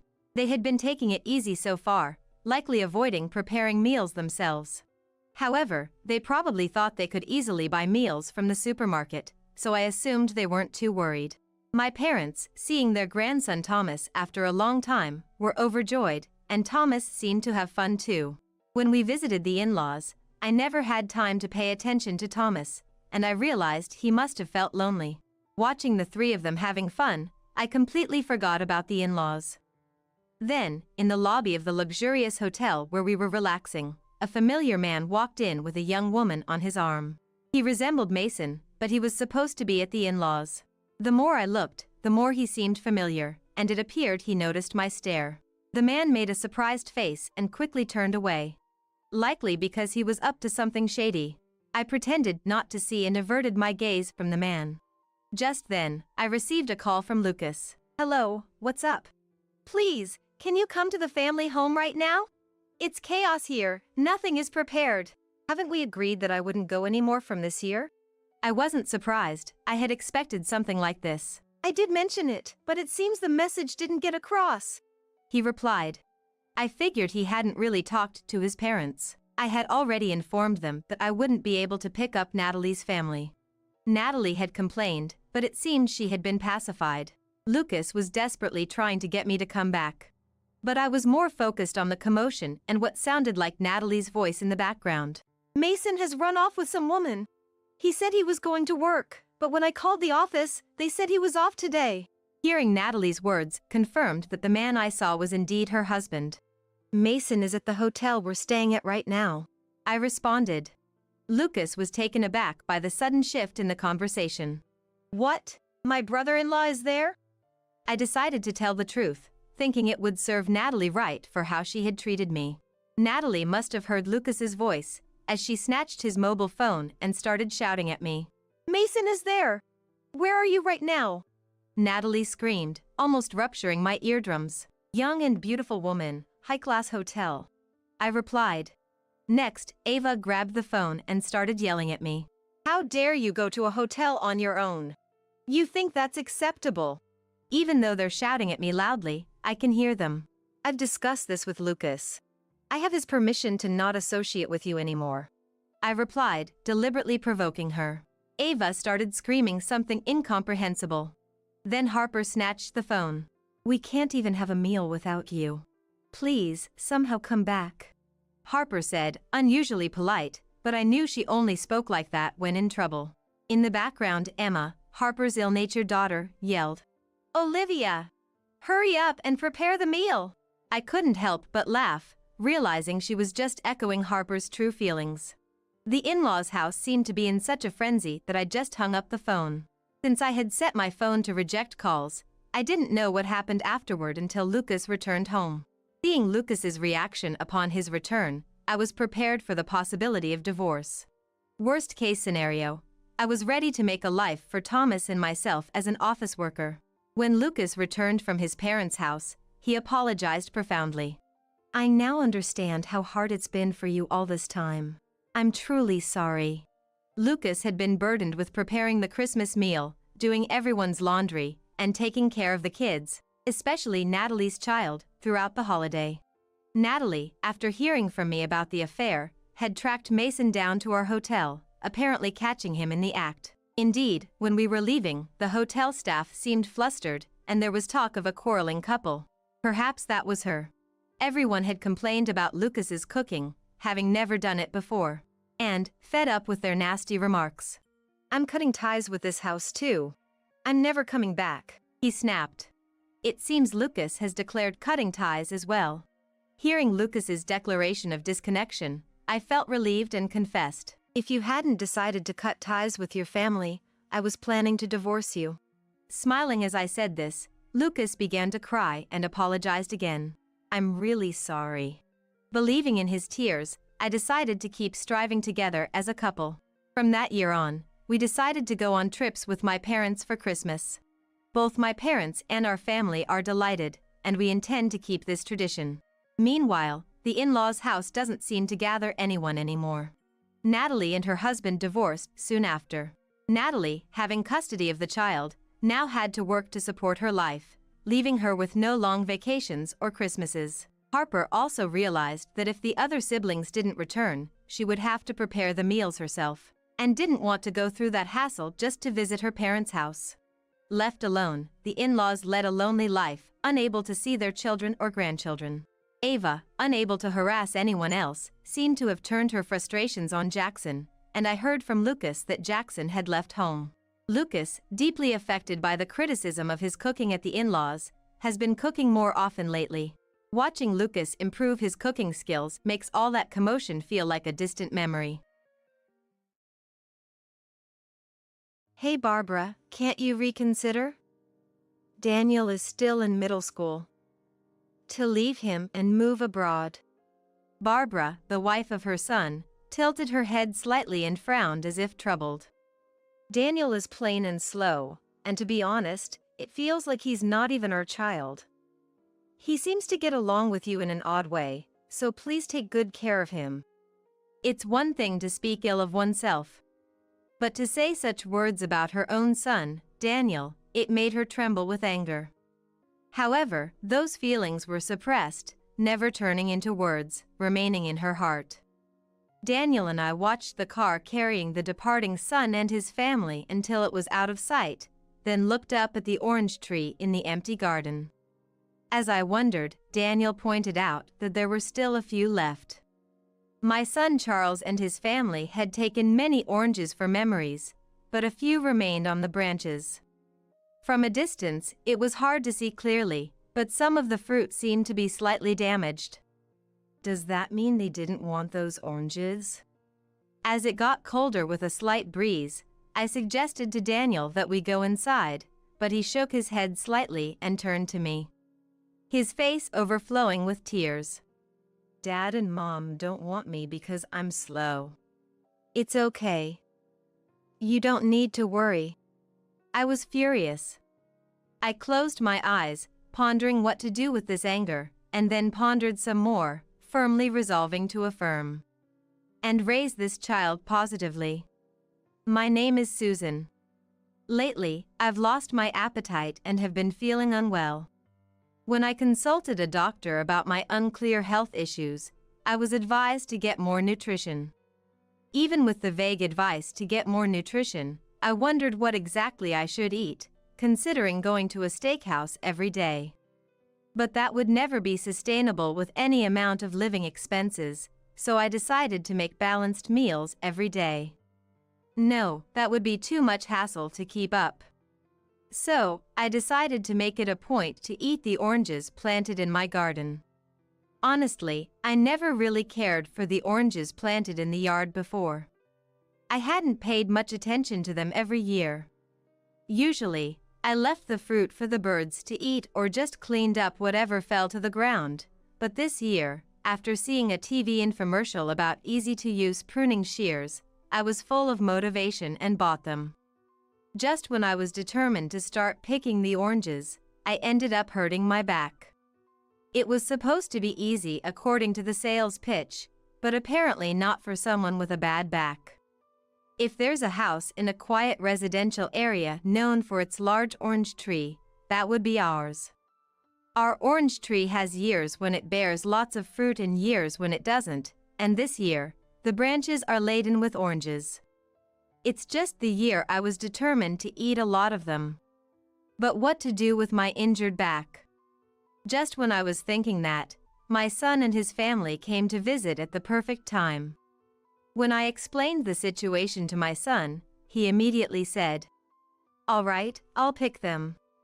And he rushed out to the garden.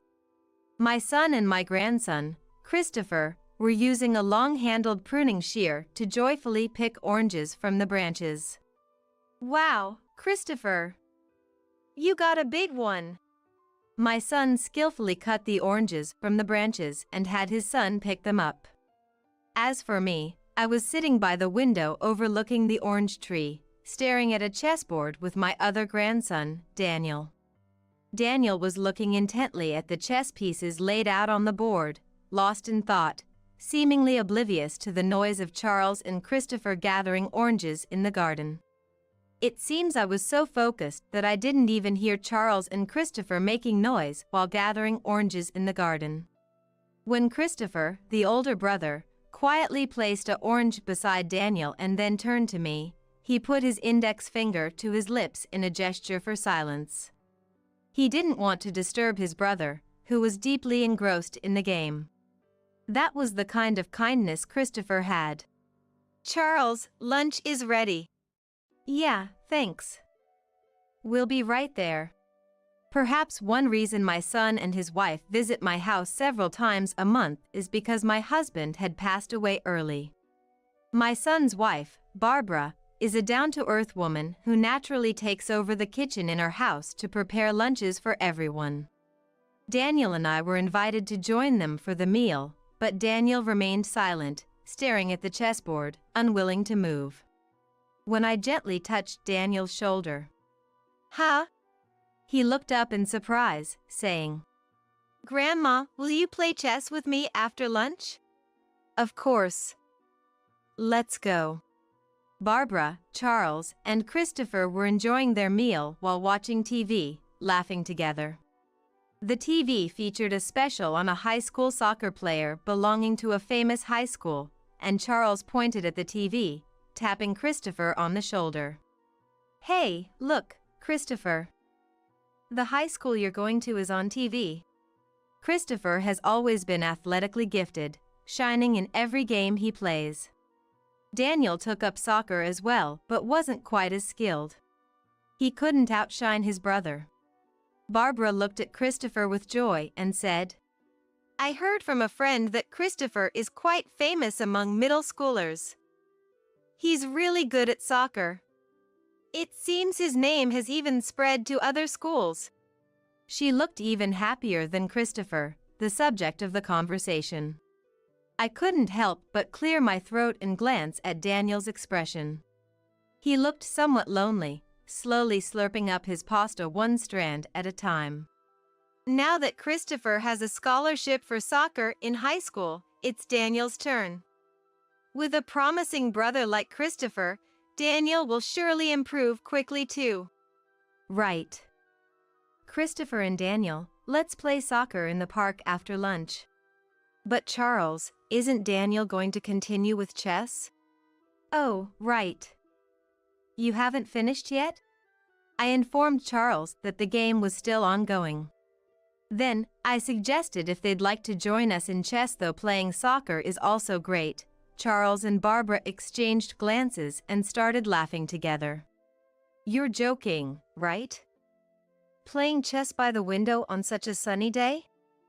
What an unhealthy hobby. Charles, that's a bit harsh on Susan's only hobby.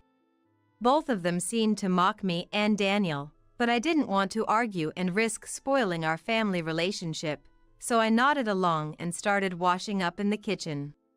I peeled the freshly picked oranges, placed them on a plate, and brought them out. Christopher and Daniel started eating them, laughing together. I discreetly approached Charles and tapped him lightly on the head from behind. Hey, you know Daniel isn't much into sports like soccer, right? He enjoys playing chess, so don't say weird things. Did I say something wrong? Charles, seeming neither concerned nor remorseful, took the ball and went to the nearby park with Christopher and Barbara. Left behind, Daniel and I returned to our seats by the window. Sitting in front of the sunlit chessboard, Daniel casually looked up at the orange tree. There are still a lot of oranges left, huh? Yes, do you want some more? Daniel shook his head slightly and then turned his gaze back to the chessboard, refocusing his attention. He has a strong ability to concentrate. At this point, I can't predict how Daniel will grow up, but I have a feeling he'll take a path quite different from his brother Christopher's. And so years passed since then. On a sunny day, Daniel and I were again eating oranges picked from the garden. After Charles finished bringing in few small boxes to my house, he stood by the window with a gentle smile, looking up at the orange tree. Sorry, Mom, please take good care of Daniel. I pondered over how to respond. While caressing the oranges picked from the garden, I sighed. Christopher, having been recognized for his soccer talent at his new high school, was scouted by an overseas club team. I, knowing little about soccer, couldn't grasp the significance of the team that scouted my grandson. But when I heard Charles was ready to quit his job and move abroad, I realized this was a big deal. With assistance promised by the scouting team for their life abroad, Barbara was already excited about the overseas move. Every time we met, she would say, "I'm really interested in foreign cultures." She was already studying the culture of the country through books. I had assumed the whole family would move abroad, but they asked me to raise Daniel alone in my house. Christopher was initially surprised and was opposed to the idea. Think about it, Christopher. Wouldn't Daniel be happier living here with Grandma than in an unfamiliar environment? Don't you think so? But Barbara convinced him by saying so. And today, after moving all of Daniel's belongings into my house, they were set to leave on an afternoon flight. Daniel looked sad as he checked the contents of a cardboard box filled with his clothes. Charles and Christopher, knowing they wouldn't return to this house for a while, picked many oranges from the garden tree as a final memory. As the tree's branches became bare with each orange picked, it started to look naked. Daniel, Grandma might not feel well sometimes, so help her out, okay? And work hard on your studies too. Charles said this to Daniel as he cheerfully bid farewell. Though I knew it was already decided, I couldn't help but pull Barbara aside to a spot away from Christopher and Daniel and started speaking in a low voice. Hey Barbara, can't you reconsider? Daniel is still attending middle school. To leave him and move abroad. Barbara tilted her head slightly and frowned as if troubled. Daniel is plain and slow, and to be honest, it feels like he's not even our child. Since he seems to get along with you in a strange way, please take good care of him. It's one thing to speak ill of oneself, but to say such words about your own son, Daniel, made me tremble with anger. However, those feelings remained pressed deep into my heart, never turning into words. Daniel and I watched the car carrying my departing son and his family until it disappeared from view, then turned to look up at the orange tree in the empty garden. As I wondered about the tree, Daniel spoke and pointed out, "There are a few left." Charles and the others had taken many oranges as memories, but a few remained on the branches. From a distance, it was unclear, but some appeared slightly damaged. Does that mean they didn't want those oranges? As the breeze grew colder, I suggested to Daniel that we go inside. He shook his head slightly and turned to me, his face overflowing with tears. "Dad and Mom don't want me because I'm slow." "It's okay. There's nothing to worry about." I was furious. I closed my eyes, pondering what to do with this anger, then resolved to affirm and nurture this child positively. 9 years have passed since then. Beside the chessboard by the window, I looked up at the orange tree in the garden. The birds know best when the oranges are ripe, pecking at the fruit when it's time. I used this as a cue to start harvesting. Stepping out from the window to the garden, I picked a low-hanging fruit. It was free of insect damage and had a nice color. After the doorbell rang, I called out loudly, "It's open!" To my surprise, I was greeted by an unexpected visitor as heavy footsteps approached. "Mom, it's been a while." "Where's Daniel?" "It's really been a long time." "What brings you here all of a sudden?" "Well, I saw Daniel's achievements in the newspaper. Isn't it amazing? Finally, he feels like our son." As I sighed heavily and sat back down in front of the chessboard, Barbara asked, "Where's Daniel?" "He's reading a chess magazine in his room. He's a pro now, so try not to disturb him." Since our parting 9 years ago, Daniel and I played chess daily, and he gradually showed his talent, eventually becoming a professional chess player. The journey was tough, but we persevered together. Though he never said it, Daniel might have wanted to prove something to the parents who left him. Recently, Daniel won a major title as a pro chess player, making headlines. I hadn't told Charles or Barbara, but they must have found out and hurried back. Soon, Daniel came out of his room.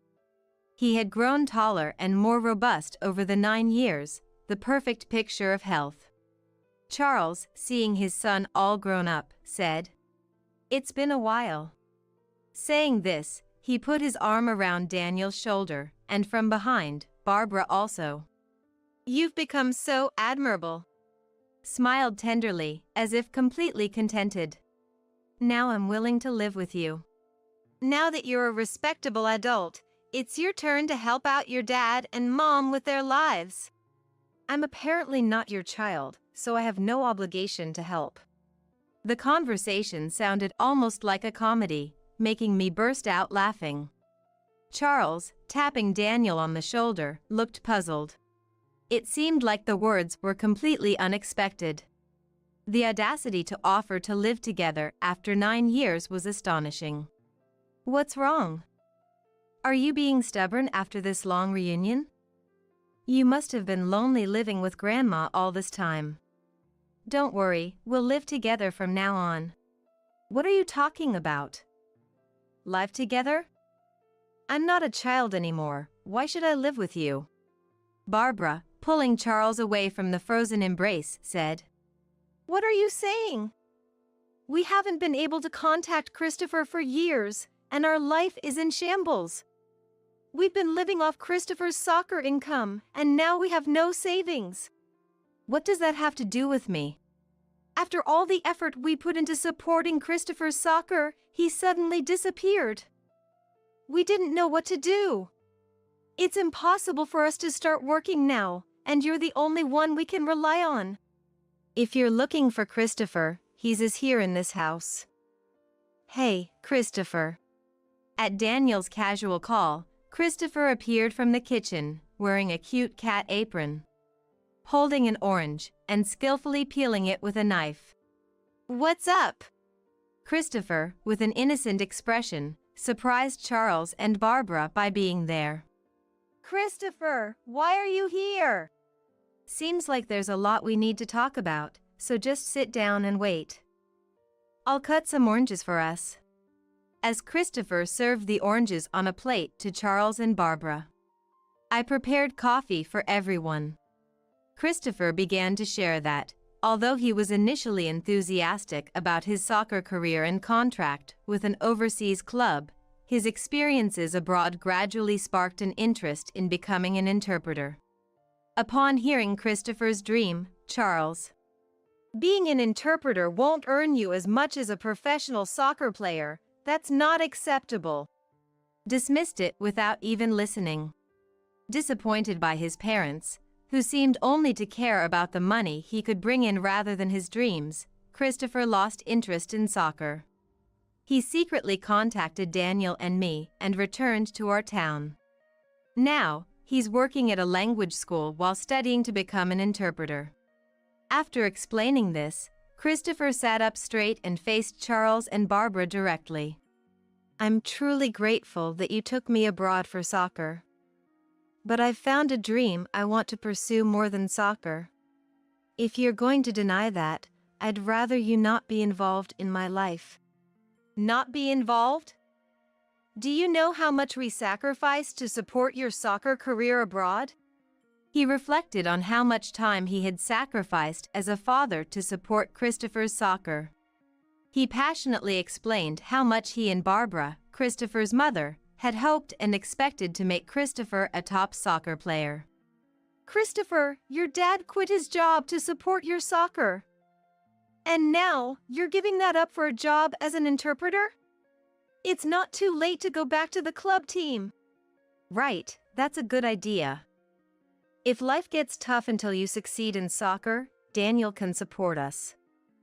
He's a famous chess player now, after all. The conversation seemed somewhat detached from reality. Perhaps even Charles and Barbara realized the absurdity of their words.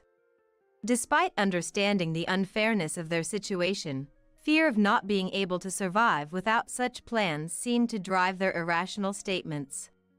The reason no one spoke up wasn't because the discussion had concluded, but rather because the end point of the conversation had become unclear. I poured coffee into each of the empty cups. The scent of coffee filled the living room, which was enveloped in silence.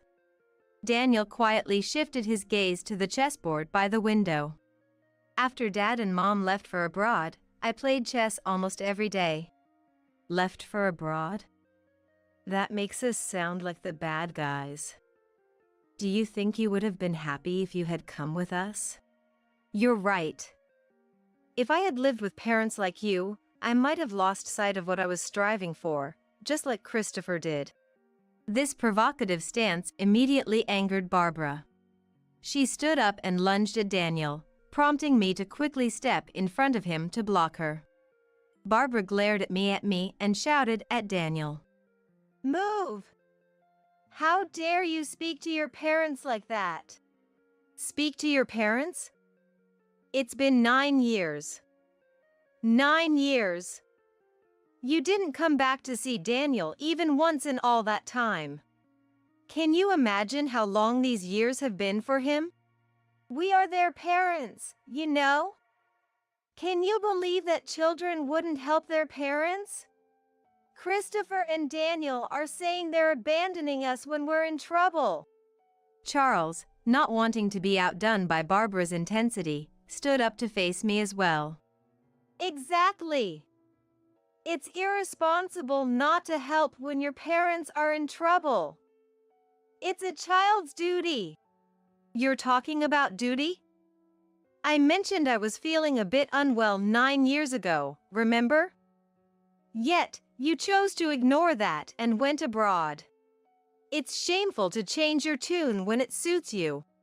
But that's because... Charles mumbled awkwardly, his gaze darting around, not sure what to do. Christopher approached Daniel with a calm voice and apologized. I'm really sorry for everything. Dad, we've decided we want to cut ties with you and Mom. Can you just leave us alone from now on? Don't joke around. What do you take your parents for? Use us when convenient and discard us when done? You're going to abandon us irresponsibly while we're struggling with our lives? Involuntarily, I found myself shouting. That's not it.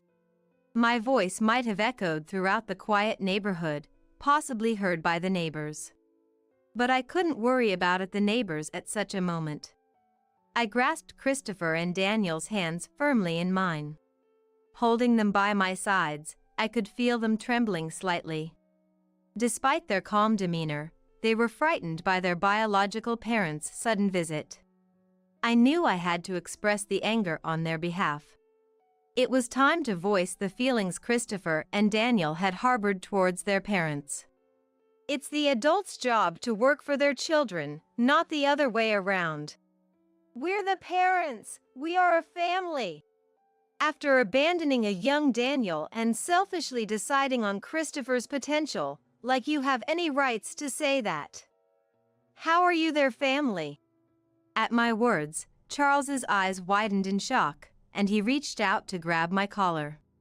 Instinctively, I braced for any potential violence by curling up defensively. However, Daniel quickly stepped in front of me and effortlessly lifted Charles, sending him spinning through the air.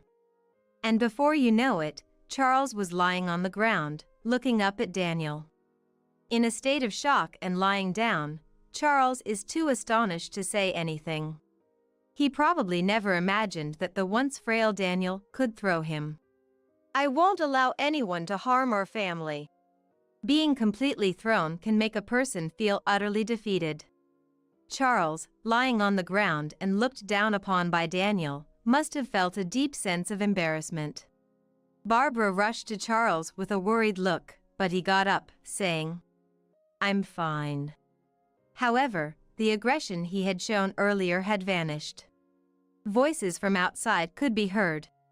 It seemed the neighbors had gathered, alerted by the shouting from our house. Charles and Barbara exchanged glances and hurriedly left the house, their departure marked by their pitiful retreat. Their future, after such a humiliating exit, remained unknown. Relying on Christopher's income from soccer, Charles and Barbara had little in the way of qualifications or work experience, making it difficult for them to find decent employment at their age. 2 years later, Christopher successfully became an interpreter. His work took him to various places, keeping him busy. Daniel continued to diligently study and practice chess, striving to master the game. Both brothers excelled in their respective fields. As for me, with my grandchildren grown and independent, I started teaching at a children's chess club, aiming to nurture their interests. Having loved chess since childhood, I had once dreamed of becoming a professional player. Despite joining chess clubs in middle and high school and competing in numerous matches, I recognized my limitations and eventually lost faith in my own talent. Even though friends and family encouraged me, saying I had talent and should keep at it, I lost the ability to believe in myself.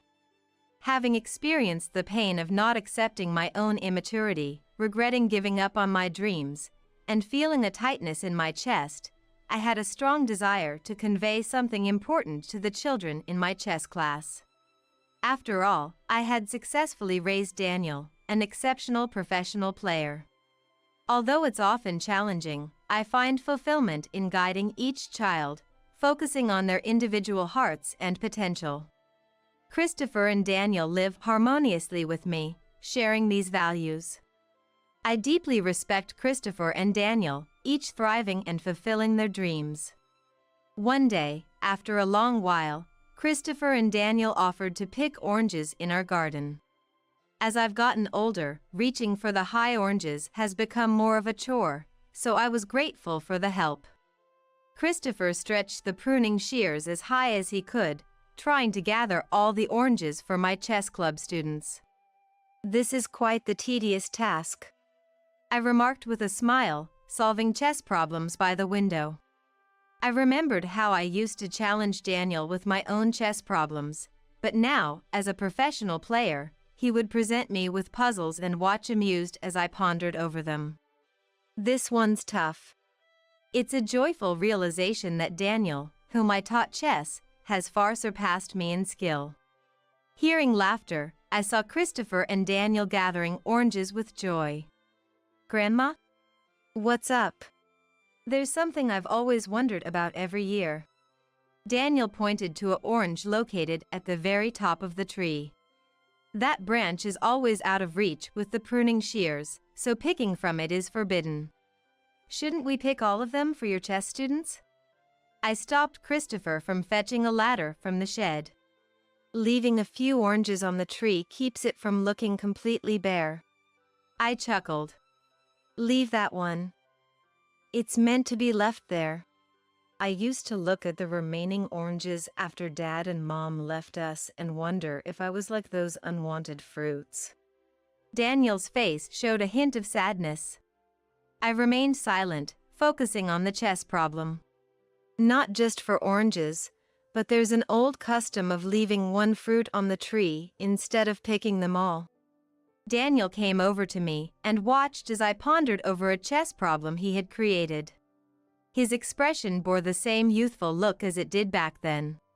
There's an old custom of leaving one fruit on the tree as a token of gratitude and hope for future harvests. Gratitude and hope. Moreover, it's left as food for the birds to help them through the harsh winter. The last remaining orange isn't unwanted, it's actually the most special one. Special. I see, so that's how it was. Daniel whispered softly, and I gently stroked his head. Daniel, who has grown quite a bit, doesn't try to escape from my hands and allows me to continue stroking him without resistance. Well, what to do now? This chess problem presented by such a dear grandchild. It's too difficult for me to understand at all. Maintaining my dignity as a respected chess figure in his eyes was crucial, yet finding the solution seemed impossible in the moment. As I pondered, stroking Daniel's head, I hoped for a way out of this predicament, wishing for more such special moments to continue indefinitely. I will make you happy for the rest of your life. Will you marry me? Of course I will. It was 5 years ago when my husband Trent proposed to me. We were college classmates, joined in the same student club and felt a great compatibility with each other. Naturally, we started dating and then got married. My name is Yolanda. 5 years have passed since our marriage, and I am now 33 years old. I'm still living the married life with Trent, but you've been slacking off lately, haven't you? What? What are you talking about all of a sudden? What is this I found? Trent, who had just changed clothes in the closet after coming back home, confronted me with a receipt he found in the trash can of the room. It was a receipt from the lunch I had outside today. I don't understand what you mean. Whose money do you think you're spending on these lunches? I'm having trouble here, you going out for these expensive lunches every time, especially when you're not working. Don't live luxuriously on my dime. The happy atmosphere of our newlywed days had faded over the 5 years. Trent started acting like a bossy husband about a year ago. Suddenly, he completely stopped helping around the house. It's weird for me to be doing housework. Housework is a woman's job. Especially since you're a housewife, I shouldn't be helping you. With a mean smirk, Trent started making snide remarks. Although I was puzzled at first, I got used to his attitude within half a year. However, he wouldn't give me any answers when I asked why he changed. Yet without any clear reason, Trent just kept on bossing around every day. But look at the cost of that lunch, it's pretty cheap, right?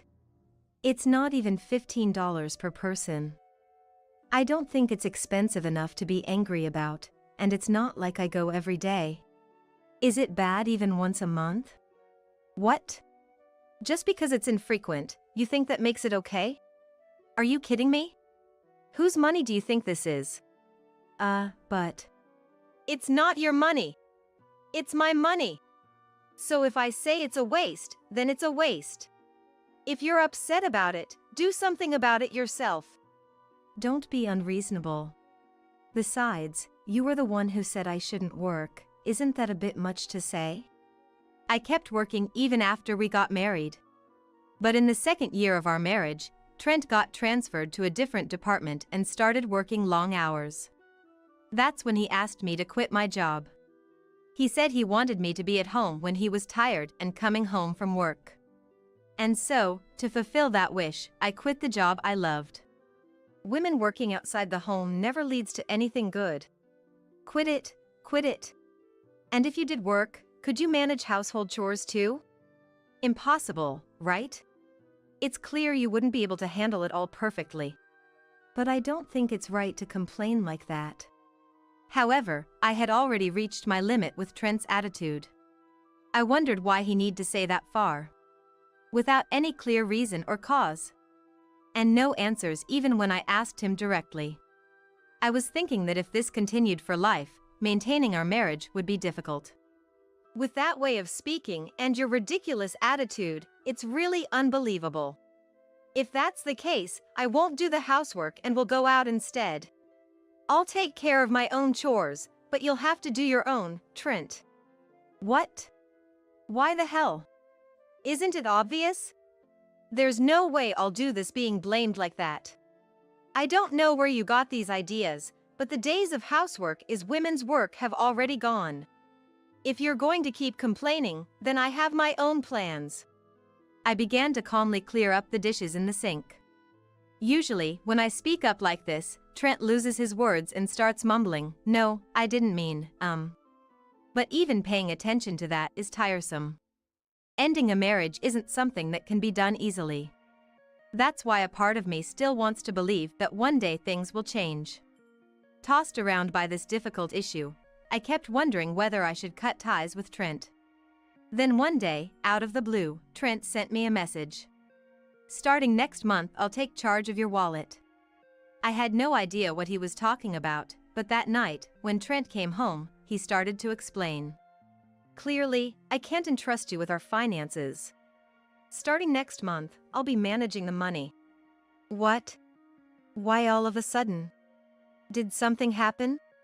Let's be honest, you've been really extravagant, haven't you? To be frank, I have no idea about the amount you're spending. So, I'll take control of the finances. That way, we won't waste unnecessary money, right? I was bewildered, wondering what he was suddenly talking about. I thought maybe the issue with the lunch before was really bothering him. Look, about that lunch the other day? I've said it many times, but I don't go that often, you know? I can't trust you. What? So, what would make you satisfied? I'll be satisfied if I manage it for the time being. Huh? So, you just want to manage it yourself and you're making up excuses? No. That's not it. I just want to keep track of it. Got any complaints? It's strange. Why should you manage the money I earn by working? I should be the one managing it. Whenever Trent lies or makes a desperate excuse, he always shows a look of annoyance. And right now, he's making those excuses right in front of me. There must be some other reason. Hey, are you hiding something? What? I'm not hiding anything. Well, even if you say it's not good, starting next month I'll be the one managing.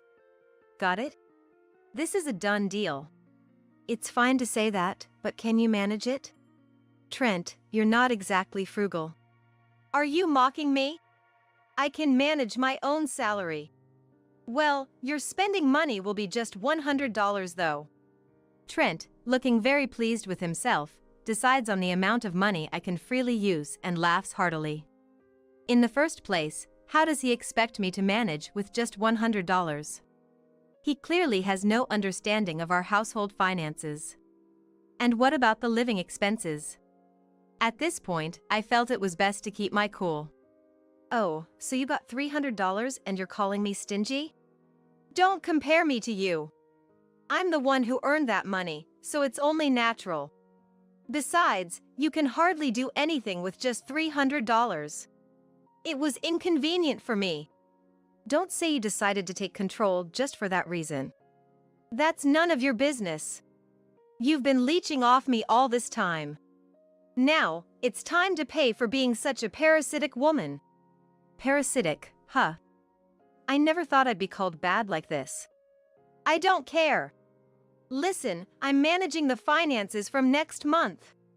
It's decided. Don't complain every time, got it? Trent fled to the bathroom and took a shower. I was far from convinced, because I felt that Trent was hiding something more. The next day, I tried to uncover the truth. But of course, there was no obvious evidence lying around the house. It's strange. I felt like he was hinting he needed money, but, Suddenly, I remembered our savings account. Actually, we had set up this account after getting married. It was intended for emergency expenses. I noticed that the drawer containing the banking card had been slightly opened. I haven't opened it recently, surely not. Tentatively, I checked the bank balance online. And there it was, the balance was only $7. What? What is this? I was speechless to see that, which should have been well over several $1 million, was almost nothing.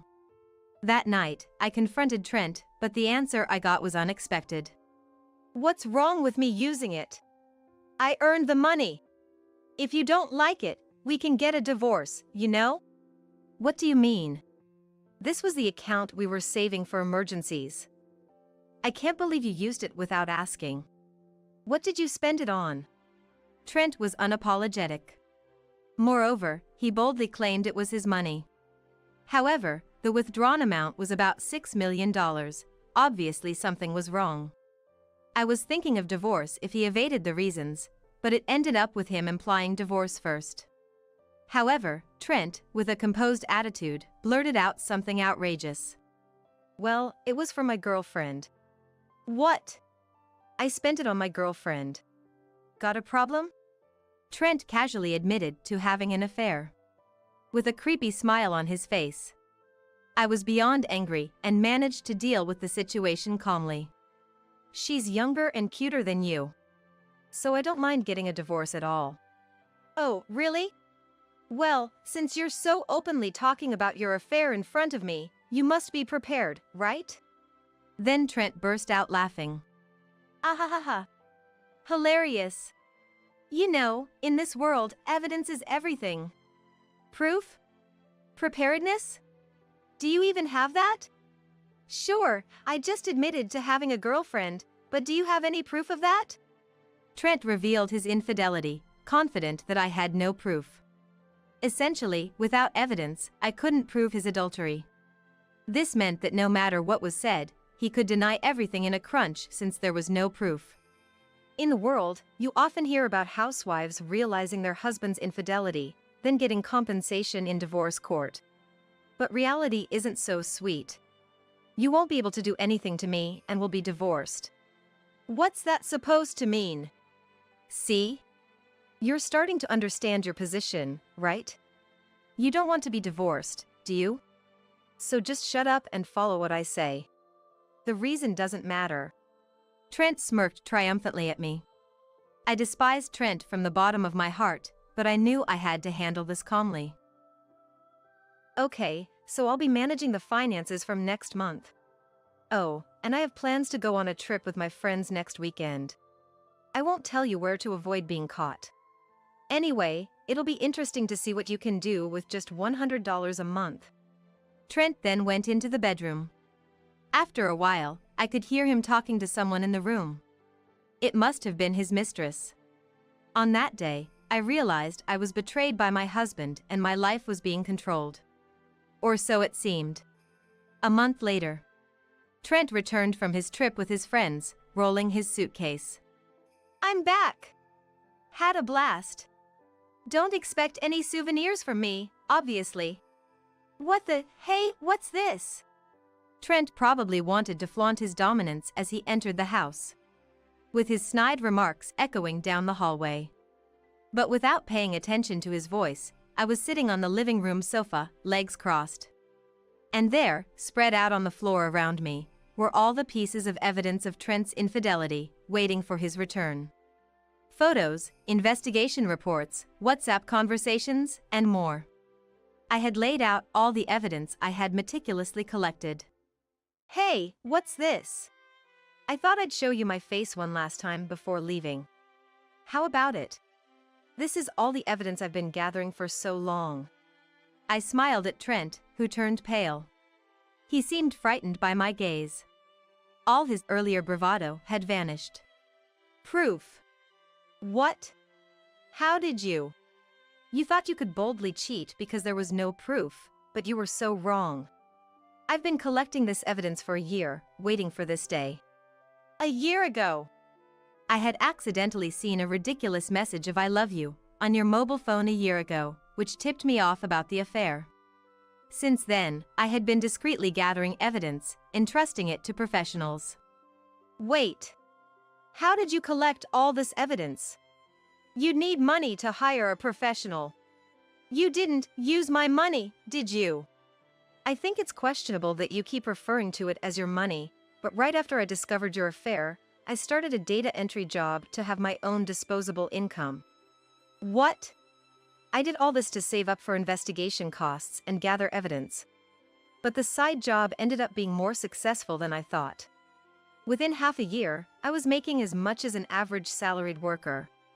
That's why I could afford to go out for lunch without worry and even hire a professional. Are you serious? I plan to keep doing it. So let's get a divorce. I don't need you anymore. I stood up from the sofa and was about to leave the room, when Trent grabbed my arm. Wait. I don't want a divorce. What? I quickly shook off his grip and glared at him. Who said it was okay to divorce? Since I have your permission, I'll proceed with the discussion, all right? Wait. I wasn't serious. I just wanted to scare you a bit. So? I sighed deeply.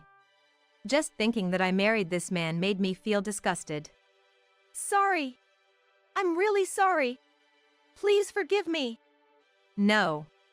I didn't want to hear any more excuses, or see his face or hear his voice. So I just added a single word and left the house. Of course, I had copies of all the evidence scattered on the floor. I had the originals and all the photos. So I deliberately left them scattered as a final parting gift. Don't go, please. I'm begging you. I ignored his familiar voice behind me, closed the front door, and went back to my parents' house. 3 days later. Trent, his mistress Yvonne, me and my lawyer arranged to meet. The topics were only compensation in the divorce case and repayment of the squandered savings. I demanded $3 million from Trent and $1.5 million from Yvonne. Don't joke with me. I will absolutely not pay $1.5 million. Yvonne came at me, yelling loudly. Trent tried desperately to stop her, but I was not idle enough to deal with these foolish people. Or rather, Trent had no taste in women. A junior from the same company, just because she's fairly good-looking, he got involved with such a woman. All right, if that's the case, we won't settle out of court. Let's go to trial then. What? A trial? Why? I became weary of even explaining inside, ready to leave the place. Why do I have to confront such idiocy? And then, I just let out what I was thinking, both in my expression and attitude. Ugh. Ridiculous. You knew he was married when you got involved with him, right? Don't you realize that's wrong? How old are you? You're wrecking someone's family. You should be grateful we're even considering a financial settlement. It'd be wise for you to recognize that you're getting off easy. Use whatever brains you have left. What? I can't stand to hear your excuses. Okay, so no settlement outside of court. I really don't want this to drag out, but it seems I have no choice. We'll settle this in court then. And of course, we'll have to inform your company about the lawsuit caused by your affair, right? Make sure you tell them. Goodbye, you won't get another chance. Wait a moment. Yolanda. Sorry. I'm so sorry. Please don't go to court. I let out everything I wanted to say all at once. And then, I resolved to take it to court. Not agreeing to an out-of-court settlement and going to trial is common sense in society. The other party is senseless, but maybe they'll understand how terrible their actions were if they suffer the consequences. I thought they deserved to go through that pain. Afterward, Trent tried to contact me numerous times, but I ignored all of it. I shut out all communication and consulted with my lawyer about the divorce trial. The trial began, and both sides had lawyers, but then they sought a settlement. However, I refused it. I already gave you a chance, I said. And then, I won the case. Even though the compensation was reduced, I was really glad to settle everything decisively in court. Following the trial, both of them took voluntary retirement from the company. They felt uncomfortable being whispered the foolish who refused settlement and lost the case. Now, they have returned to their parents' homes, but things didn't work out, and it seems they were driven out of their hometowns. Nobody knows where they are or what they're doing now. And since they haven't tried to contact me, I've been living peacefully. To be safe, I'm considering the idea of moving abroad, for I'm a bit scared of time. I'm thinking it would be nice to live leisurely in a country where the cost of living is fairly reasonable. Please, help me! The voice of Mia on the phone was so frantic that I had never heard. She was supposed to be on a plane to Hawaii with Ethan by now. Was there some kind of trouble? I braced myself. Our house! Our house! What? Our house? Mia wasn't on the plane. Learning the truth, I resolved to send Ethan, who had been missing, to hell. I'm Lily, a 32-year-old corporate employee at a major trading company. My husband Ethan is a year younger than me, and we got married 3 years ago. He works for a big corporation too, and is quite handsome by any standard. I didn't choose him for his looks or salary, but he's been nothing short of perfect as a spouse. I've been happy we married early. Our marriage was smooth sailing, but then, out of nowhere, Ethan quit his job recently. According to him, he couldn't give up his dream of becoming a writer and needed to submit lots of manuscripts for competitions to debut. I told him, "You can write after work on weekdays or on weekends." But my words fell on deaf ears. Instead of focusing on his health after quitting, he's been mostly sleeping at home, almost like he's unemployed. Hey, if you're going to be at home, at least do some housework. If I do the housework, I'll have no time to write my manuscript. You're just sleeping all day anyway. I was fed up with this repetitive argument. Not working, not doing house chores, just sleeping. My patience with Ethan was wearing thin, and I started considering divorce. But thinking about my good income, Ethan's remaining savings, and most of all, Mia, Ethan's mother, who was overjoyed about our marriage, made it hard to take that step. Mia raised Ethan alone and dotes on him as he has no siblings. She was thrilled about our marriage, treating me like her own daughter. However, since Ethan quit his job, Mia started to act awkwardly around me. She often didn't respond to my messages. It was clear she was avoiding me, and I couldn't figure out why. When I asked Ethan, he just said it would be best to leave her alone, not taking it seriously. Gradually, I too started to dread contacting her, deciding to just observe as he suggested. At least do the house chores if you're not working. I'm doing all the work and house chores, while you just sleep all day. That day, my anger finally erupted. Ethan was talking about a deadline for some competition, but he wasn't acting like it. He complained about me being slow to prepare lunch while I was working remotely.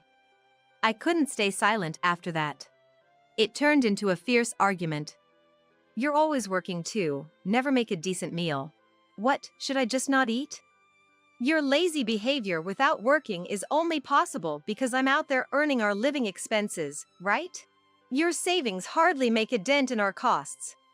Being called out for not working and being supported by me, Ethan's face turned red with embarrassment and he started shaking. I thought if he got violent, I'd leave the house right away, but thankfully, that worst-case scenario was avoided. Without saying a word, Ethan stormed out of the house. Watching him leave in his casual clothes, with just his mobile phone and wallet, making deliberately loud footsteps, I felt like I was looking at a petulant child. The only place he could go in that getup would be his parents' house. I thought of warning Mia in advance about Ethan possibly causing trouble, but, as usual, she didn't answer her phone. He sneaked back home later that night, but from that day on, our conversations dwindled, and he started avoiding me, going out more frequently. For an unemployed Ethan, his destinations were limited, usually his parents' house, and sometimes I'd find receipts from internet cafes. I tried to initiate conversations several times, but each time, he would escape to his room or just leave the house. I gave up on repairing our relationship and started preparing for a divorce.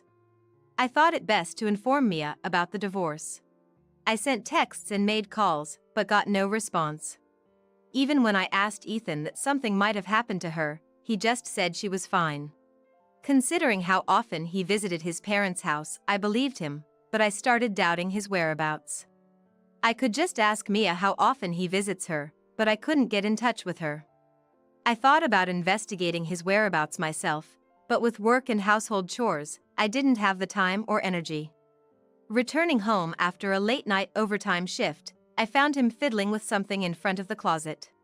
What are you doing up so late? Welcome back.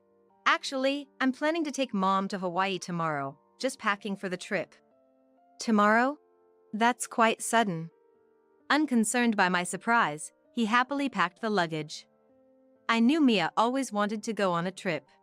After Ethan's father passed away when Ethan was young, Mia devoted herself to working and raising him alone. She rarely even went to the department store, let alone on trips. I remember her saying that with a wistful smile. This month, Mom turns 60, so I thought I'd fulfill her long-standing dream. Mia's turning 60 already. Yeah, that's why I've been working part-time lately, saving up money for this. But there's a bit of a problem. He looked up at me. I've got enough for Mom's part of the trip, but I'm short for my half. I've been saving, but it's not enough. So, I was wondering, Lily, could you help out a bit? Is that okay? He looked at me with a pleading expression, radiating charm as if refusing him would be unthinkable. So, you're saying I should pay for your part? Startled by my unexpectedly cold tone, he hastily shook his head. No. Just lend me the money. I'll pay it back after the trip. And you're not going to fail to pay me back because you can't find a job, right? I glared at him, and he looked suspiciously guilty. I was astounded by his audacity. I won't do that. Trust me, I can even write a commitment form if you want. All right, let's do that. I pulled a piece of paper and a pen towards me. After the trip, you'll get a full-time job and start paying it back. No part-time jobs, understood? He grudgingly agreed, though he seemed reluctant. And if you can't pay back, we'll divorce. We'll settle it in court with a third party. Divorce? He looked visibly unsettled. Maybe the reality of divorce hit him hard. Still, when I insisted I wouldn't lend him the money unless he agreed to these terms, he reluctantly accepted. I wrote down the conditions and the amount, and had Ethan sign it. Make sure you pay it back. I know. I made a copy of the agreement and handed it to Ethan. It might be a good idea to show it to Mia if I get a chance.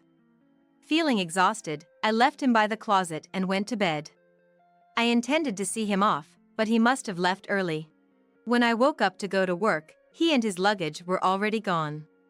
Thanks to yesterday's overtime, my workload today was light. I could finish my work in the morning and take a half day off. I planned to enjoy life without Ethan to the fullest. After finishing my work in the morning, I was having lunch, wondering if he and Mia were on the plane by now, when my phone started ringing loudly. Thinking it might be a work call, I answered without checking the caller. Good, you picked up. It was Mia's voice, desperate and strained, not at all like someone in the middle of a luxurious Hawaiian vacation. Mia, what's wrong? The trip? Have you already arrived in Hawaii? Hawaii? Trip? I don't know what you're talking about. Please, come over. Our house, it's about to burn down. Mia's plea was almost a scream. In the background, I could hear the sound of fire trucks and orders being shouted. Though I puzzled, I quickly agreed to come and hurriedly finished my lunch and headed to her house. When I arrived, the smell of smoke filled the street, and flames leaped high into the sky. Mia! I rushed towards Mia, who seemed on the verge of collapsing in front of her burning house. She looked up at me with a pale, distant face and murmured faintly, "This house is done for." Led by Mia's gaze, I looked up at her house, burning and crumbling before us. It spread from the house next door. The wind was strong, and the fire spread quickly, they said. We didn't even have anything flammable. Numerous fire trucks were on the scene, fighting fiercely against the flames, but her house was engulfed, showing no signs of being saved soon. The wind was strong, occasionally sending sparks flying our way. It's dangerous here. Why don't we go to my place for now? You won't be able to enter the house even after the fire dies down. Mia looked at me, hesitating, her face showing a reluctance to be involved with me. I somehow understand you've been avoiding me. But we can't just stand here forever. After my words, she finally agreed to move. We hurried towards my home. By the way, what was that about a Hawaii trip? I thought you were off to Hawaii with Ethan today. Ethan said that? Yes. He said it was to celebrate your 60th birthday. I haven't heard a word about it. We were both confused by our completely mismatched stories. It was a misunderstanding arranged by Ethan.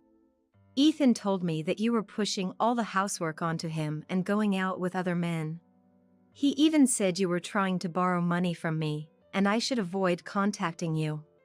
That's all lies. When the fire spread to the house, I couldn't reach Ethan by phone.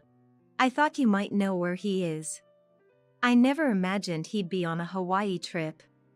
I couldn't fathom why Ethan would lie to keep me and Mia apart. But for Ethan, keeping us disconnected probably served his purposes. Mia, it's all a misunderstanding. Ethan quit his job to become a writer, but he never writes. He doesn't do housework and just sleeps all day. Oh, so we've been deceived by him. Perhaps she has been harbored doubts about Ethan. She readily accepted my words.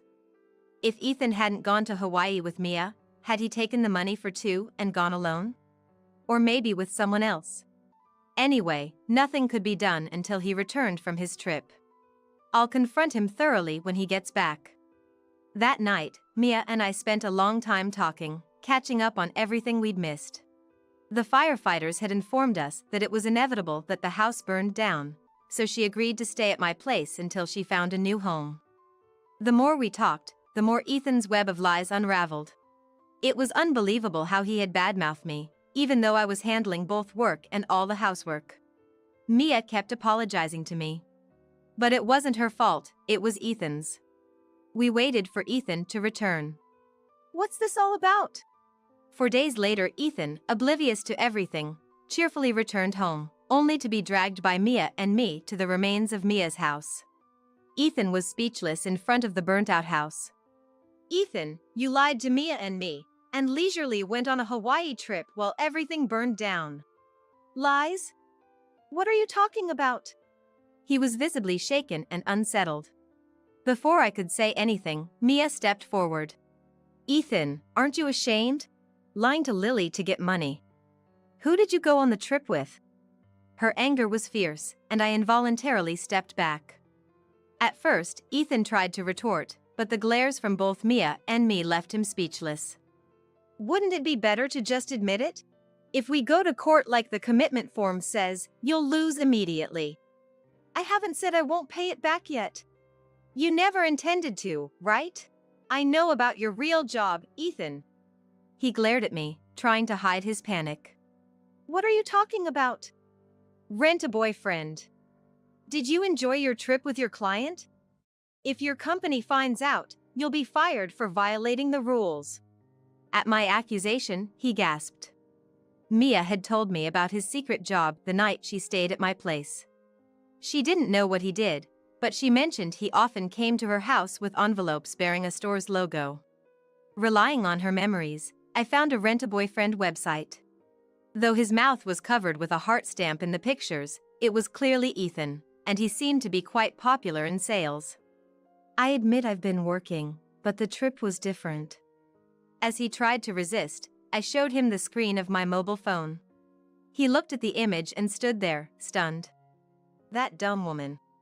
It was a disaster that you went on a trip with her. On the screen was a photo of Ethan lying on a Hawaiian beach, smiling next to an unfamiliar woman. The date was from 2 days ago. The woman, mistaking Ethan as her real boyfriend, had probably uploaded the photo to social media. Apparently having no idea about the photo, he hung his head in defeat. With evidence laid bare, there was no escape for him. Ethan, trembling, fell to his knees. Please forgive me. I looked at Ethan's apology with a cold gaze. Mia, too, looked at his disgrace with a chilly stare. Sorry, but I have no intention of forgiving you. I brushed off Ethan as he begged for forgiveness, insisting that he was sorry. I turned to Mia, who continued to glare at Ethan with anger in her eyes. Ethan had been working secretly as a rent-a-boyfriend, and most of his earnings were lost to gambling. I confronted Ethan about his secret purchases of lottery tickets after he promised to work harder, and I decided to file for divorce. We agreed that he would pay back the borrowed travel money with interest. Mia, realizing his earnings as a rent-a-boyfriend, demanded he contribute to the rebuilding of her house. Though the fire had started from the neighboring house, its rapid spread was partly due to Ethan's actions. Apparently, he kept all the things he couldn't bring to our house in his room at Mia's house. This included stylish clothes for his rent-a-boyfriend job, scented candles, and trinkets that women like. His room was so filled that Mia had warned him several times, but he angrily refused to let her in, almost becoming violent. She tried to avoid his room as much as possible. Before leaving for his trip, he had rummaged through his room to get ready, leaving the dusty window open. He forgot to close it, and after the fire started, sparks flew into the room on the wind, quickly engulfing it. If he had closed the window or kept his room tidy, the fire might not have spread so badly. Although the neighboring house was primarily to blame for the fire, Mia, fueled by her anger at being deceived, demanded that he should compensate her at least partially. Ethan, intimidated by Mia and my collection efforts, apparently had been making quite a lot as a rent-a-boyfriend. He bragged about being able to pay off the debt easily, but he was fired from his job and faced a lawsuit for damages. At his rent-a-boyfriend agency, it was forbidden to go on overnight trips with clients. Meeting them without the company's knowledge and posting about dates on social media were also against the rules. He broke all these rules, leading to his dismissal. A client who had chosen him became furious after seeing the social media post from the woman he went to Hawaii with. This led to a loss of regular clients, and the company sued him for damages. Having once earned a high income as a rent-a-boyfriend, he was disillusioned with normal job salaries and struggled to find employment. However, he was eventually forced to use his savings and take part-time jobs to pay off his debts to various parties. Mia decided to live with me until her house was rebuilt. She took over the household chores, freeing me up from my busy work schedule. On weekends, we enjoyed movies together. Once my major project at work is completed, I plan to take a long vacation and fulfill her wish to go on a trip. Although I divorced Ethan, Mia and I found we had a lot in common and would like to maintain our good relationship.